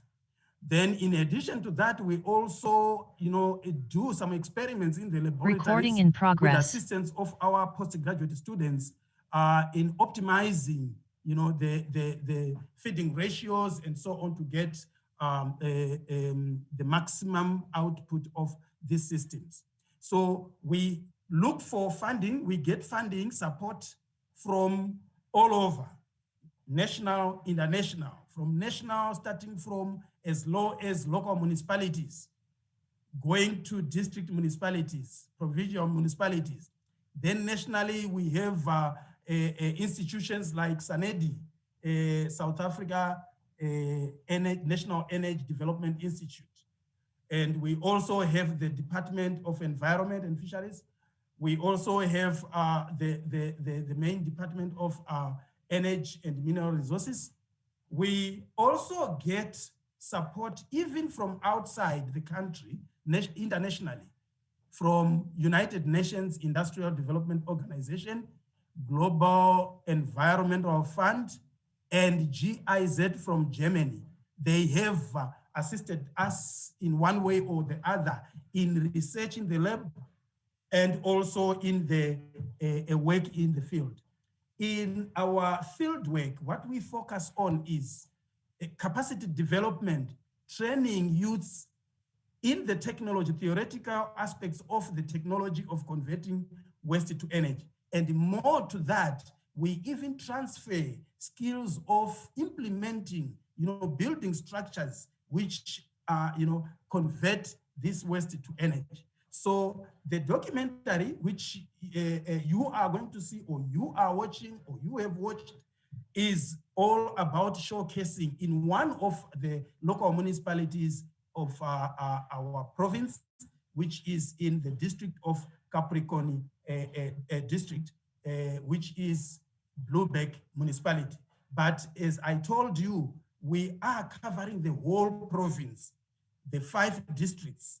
We have got footprint there. So as you are going to hear also, this is going to be launched, introduced to yet other communities in Maruleng, in Mohalakwena, in Pasha, and so on, to show where we are already working. So in short, this is all about this documentary. And please note that this documentary was actually generated by the collaboration between the University of Venda and Human Social Science Research Council, HSRC. So we co-developed this documentary. So thank you very much. Enjoy watching it. And if there are any clarifying questions which you may have, don't hesitate, put them on the platform or just ask us. We will be there to respond to them. Thank you very much.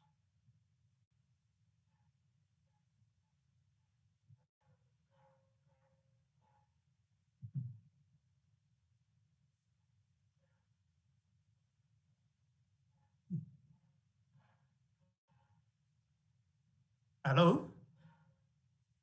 Yes, David? Yes, I thought maybe I was alone.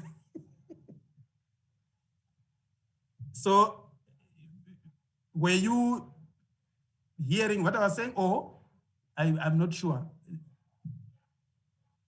I think everybody has heard you. Please go into the chat box to look at the documentary. And also I will post a survey which would like all the participants to take part in with regards to National Science Week. So thank you.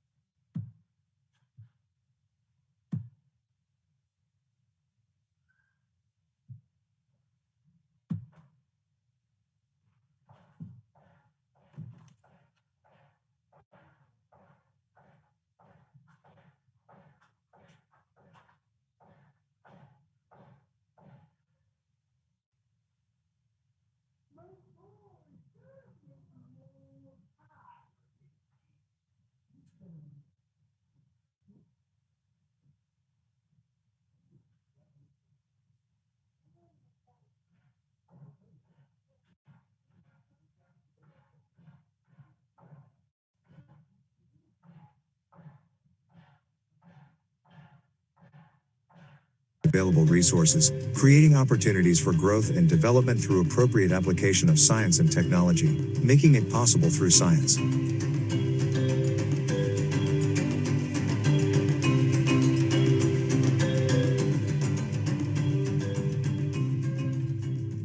The project that we're involved with the University of Venda is a biogas project, in fact. Biogas being mainly the methane part, which is combustible, which is a fuel, which is an energy source. So what we are involved with the Venda University is for the Venda University to carry out one of the activities of our larger project. The larger project is under a long title called Promoting Organic Waste to Energy and Low Carbon Technologies in Small, Medium, and Micro-Scale Enterprises, and to accelerate biogas market development in South Africa. That is the totality of the project that we are looking at. There's a short, title for it. We call it Waste to Energy Biogas SA project. That's the short version.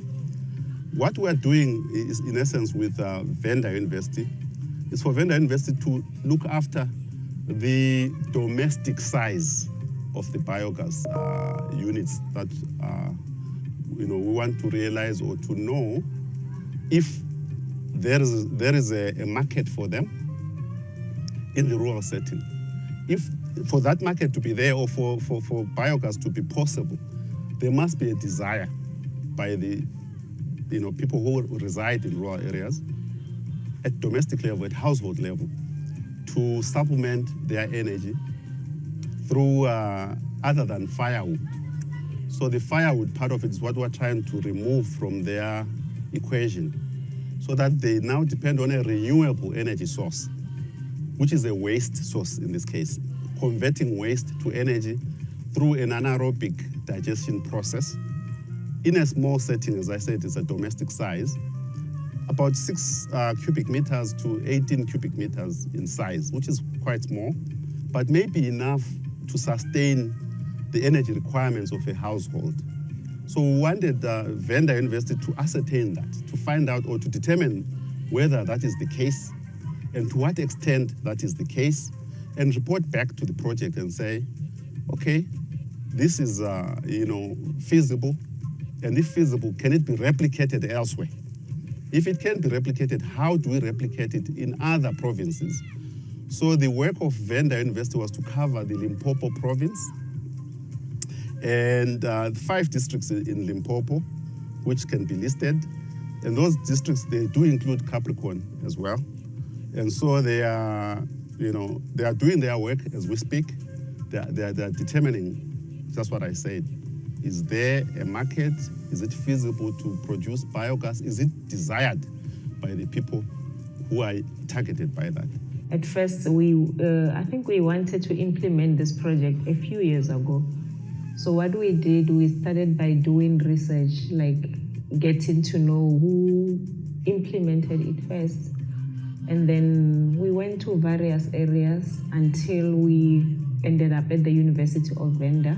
We got this information from UNIDO while we were doing our research about who is implementing this project, where have they implemented it, and where was it successful.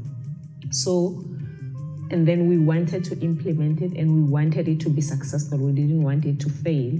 So we knew that the University of Venda implemented it in various areas. So we approached them. We told them, you know what, we need to implement this project. We have a budget. So we partnered with the University of Venda, and then they implemented the project on our behalf. The initial part of the project started from a bigger project which is funded by United Nations Industrial Development Organization, which is part of a national waste to energy conversion program. Right. This part which the University of Venda embarked on is on capacity building, where technicians are trained to build, design, size these biogas systems. So the concentration or the focus is on Limpopo province, where all the 5 districts, we have got representative municipalities and villages where we go and train youth on the technology and put demonstration plans for the beneficiaries to show how these technologies work. So this project is intending or has actually trained 17 youths from the villages of Avon, Indamak, and Ines. And out of those 17 trained youths, they all participated in building 13 units, 12 of which are of this size, which we have here of 6 cubic meter size. And the 13th one is under commissioning, which is at the chief, and it is a 12 cubic meter size. So that can cook up to 3 hours per day if properly fed. So I can say the project itself is a true application of science to solving problems in the community. As the community leaders of Endermark village in Ward 12 Bloemberg municipality, we would like to acknowledge the University of Venda and the Capricorn District Municipality and our municipality for piloting this project in our village. This project is very much important to our people because at first people were not aware that dung from their cows can make gas and people can cook out of it. Even the farmers were not even aware that the plants, the waste from the plants they used to plant can be changed to gas and make people live out of it and save electricity. And as we speak now, our communities here are very much happy. The beneficiaries are very much happy because it's changed their lives very much. People are now no longer going to take wood to make fire. They have an easy way using gas from biogas digester. As an environmentalist, I think even myself, I was fascinated to see that, okay, you can actually use cow dung and turn it into energy. So, and that is science. And then knowing that our communities like Capricorn District Municipality, we are having a lot of rural areas, and then we are having livestock like cattle, and then the cow dung was just thrown away. We don't even know exactly how, but now they can use it efficiently to produce energy that they can use in their household for cooking, for heating, given the price of electricity that is so expensive.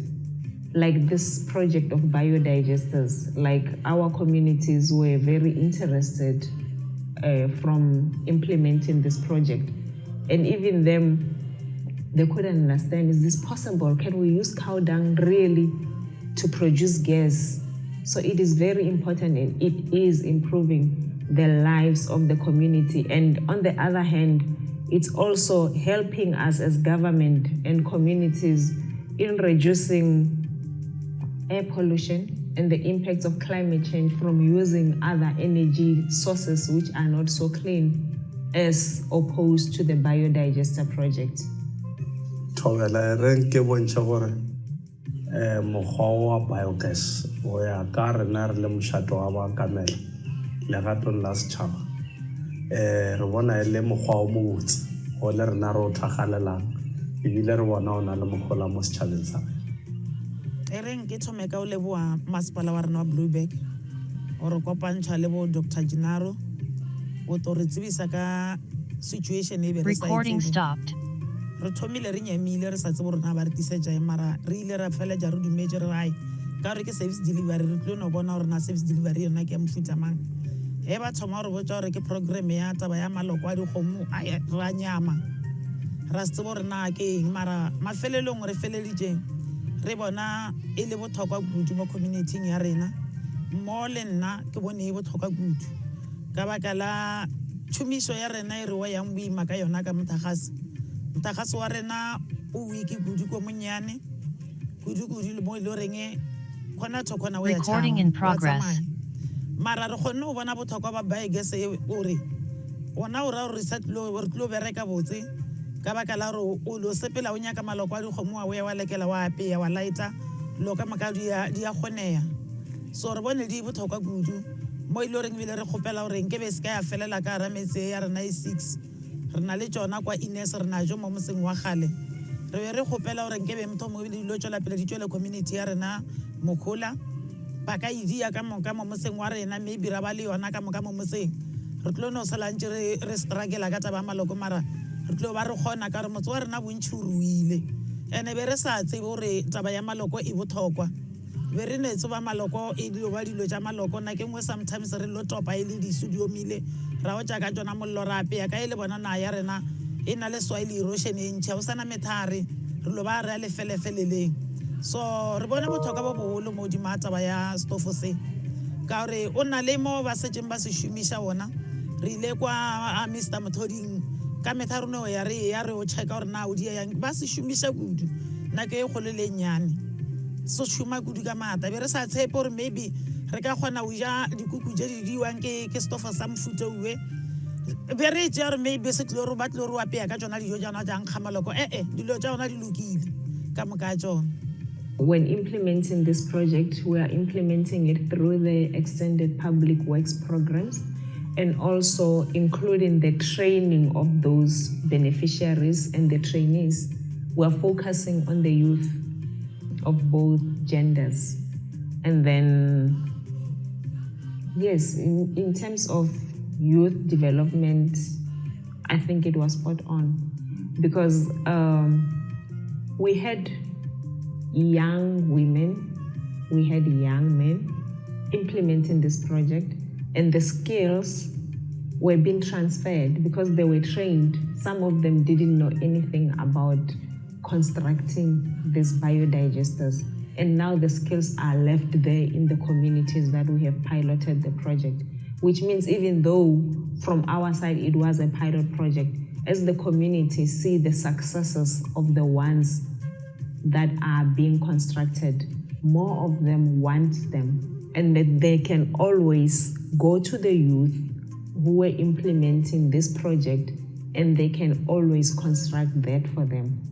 And then in Blowback, it was very interesting, because we also had young women who were really, they were bricklayers. They were doing the actual constructing of the project. So in terms of employment and skills development, we are happy.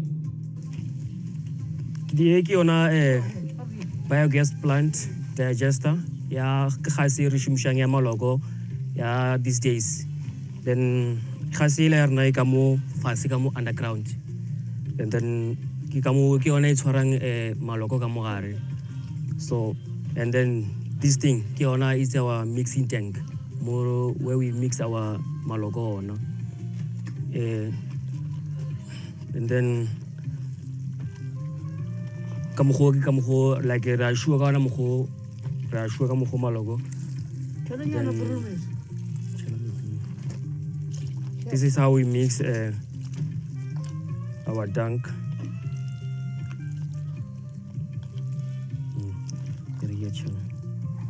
And then Ratselagamo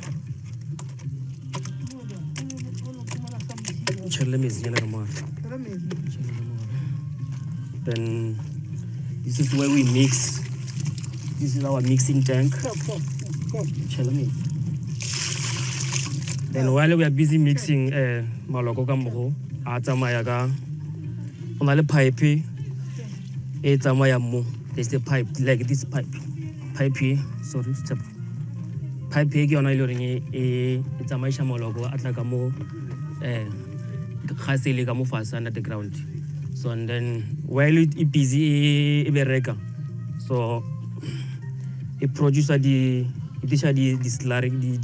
slurry come and then dia adi tletse ka mo ga se bereka ena pressure, then those things they actually can come, then adi tsana ka mo di bitwa re ke compost ke manure. And then drainage kamo. This is our drainage, like a pipe a khasi bereka like hamezi. We open this one. It's a khas there, doesn't have water. So na sere shimshanga ne digester kontle. So kitlo le bontsha go se bereka jwang. And then mo ke valve ya ona, we open this valve.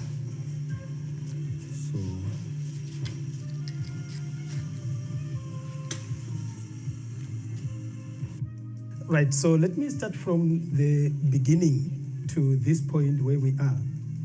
Right, as he has shown already from outside, the chamber, which is the fermenter, is connected to an inlet, the mixing tank where they put in the dung mixed with water. Always the mixing ratio is 1:1. If it is 20 liters of water to 20 liters of dung, they mix it to porridge-like, then they pour in. The chamber itself has a portion where fermentation takes place. And this fermentation produces the methane, which bubbles up the slurry inside the chamber. And as it is collecting on top of the slurry, it generates quite strong pressure. And that pressure pushes the slurry to the outlet, the chamber which you have been shown, outlet. Then we have a connection from that outlet to the compost chambers, those two tanks which we have at the end of the digester. Right, now when you see a lot of slurry going out, that shows that inside the digester there is a lot of gas. Then from there, we tap the gas from the top of the digester through a pipe coming to the kitchen. But before reaching the kitchen, we have got a water drain point where we drain the water which accumulates in the pipe. Remember, in the biogas, when it is produced, the biogas itself has methane, and besides methane, it has water vapor.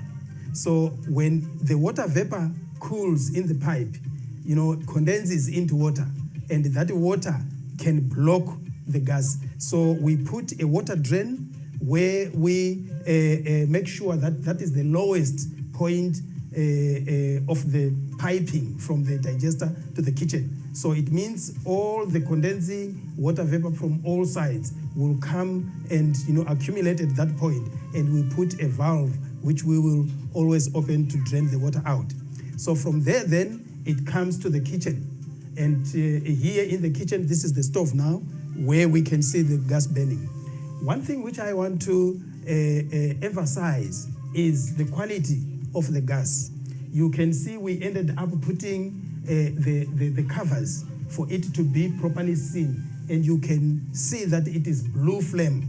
This blue flame means it is very high quality of methane, and the burning adjusted from those knobs is a complete combustion. So here we don't have any other unwanted gases produced like the carbon monoxide and so on. This is complete combustion. So it is actually reducing the effect of this indoor pollution because of the clean gas which we are using. So this now to the users, it has been really a great change of their energy systems and their energy sources, from firewood they have been using to now gas, which is actually coming from waste. And the waste, which was supposed to be a menace, is converted into usable and important source of energy. So I can say this technology is really promising to give quite a lot of solutions to community problems. So as you could have seen from the different encounters, you could see that the community is really for this project because it is actually, assisting them to solve quite a number of problems which they had.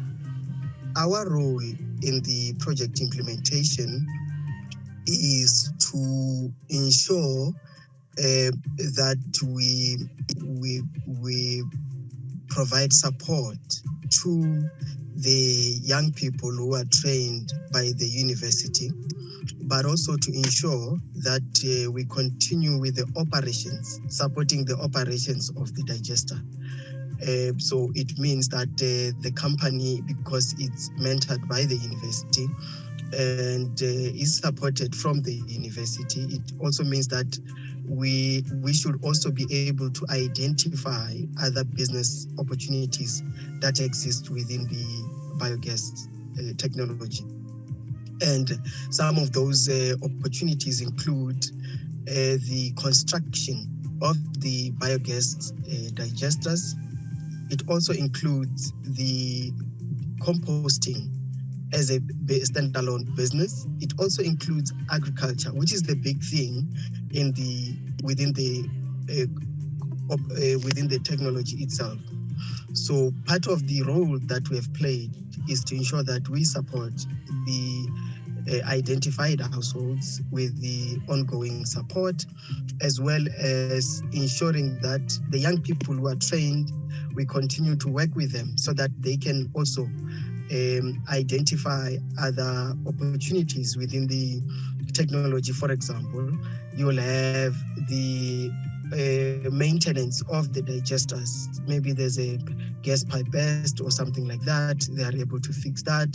Or if there's any other challenge, because they're trained and they're from the community, they can fix that. But as well, they can also be able to organize themselves into business ventures that can be able to benefit from the technology. This project, when we started it, we said it's a pilot project. We wanted to see how our communities are receiving it and how sustainable it is. Like, we didn't want to go on a mass implementation on a project before first knowing how the communities are receiving it, taking ownership of the project, because at the end of the day, if they don't take ownership, then the project is going to end up as a white elephant. So we wanted to see how it's working out. Are they continuing to feed the biodigesters? Are they finding it very useful? So from there, that is when we will make a decision of rolling it out into other municipalities. Like I said, we started at the Polokwane local municipality at Makgoba village. The one at Blowback was the second one because we saw the one at Makgoba village. It was successful. The community liked it. And then we took it to Blowback. It was very successful. But because it's a pilot project, we planned it for 2 villages. And then our IDP processes, we have a project of planning for 3 years to 5 years. So we first started with this. Maybe in the outer years that are coming, we can think of rolling it out because we can see that it is successful.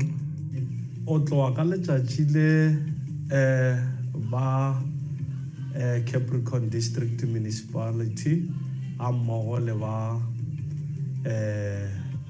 University of Venda, Prof. Ginaro.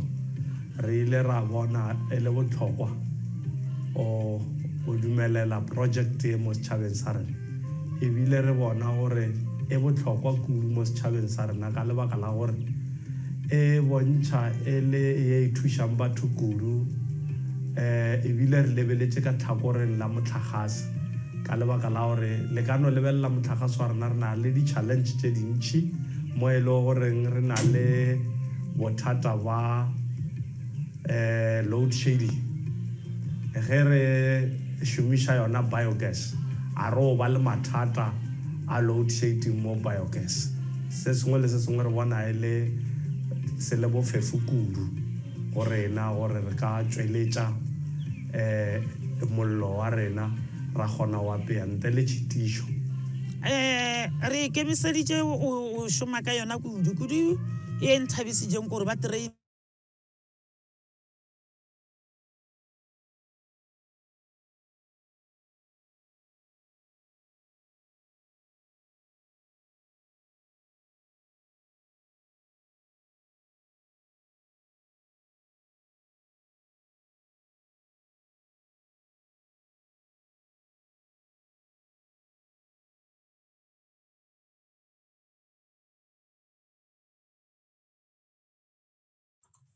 Moses, please check if the video is not paused from your side. Moses.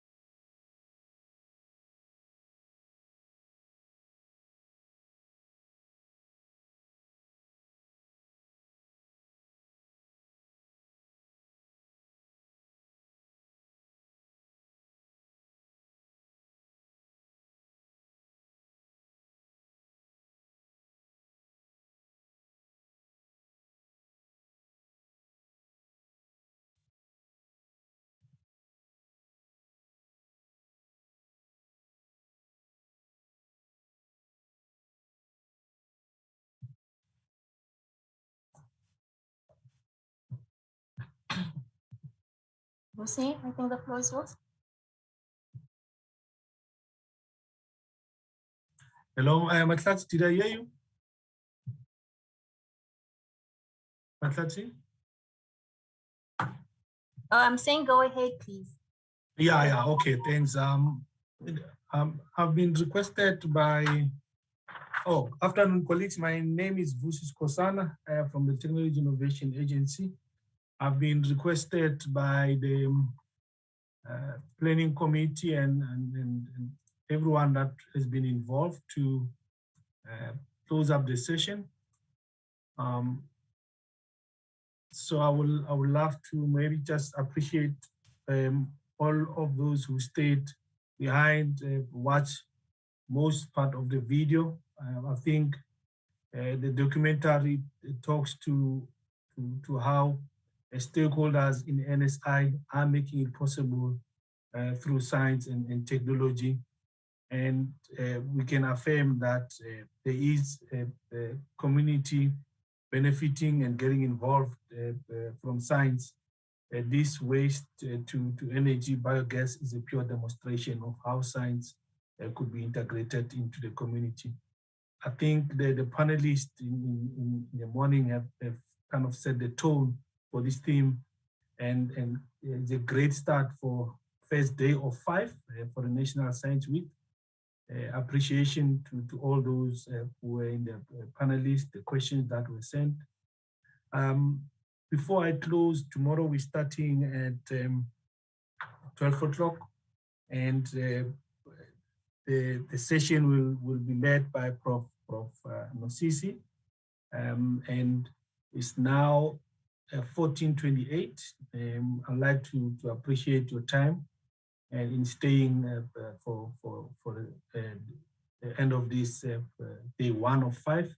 Please share the links and all the social media platforms to connect the entire community to participate with us tomorrow. It's now 14:28. I would like us to close this session for today. Thank you very much, everyone.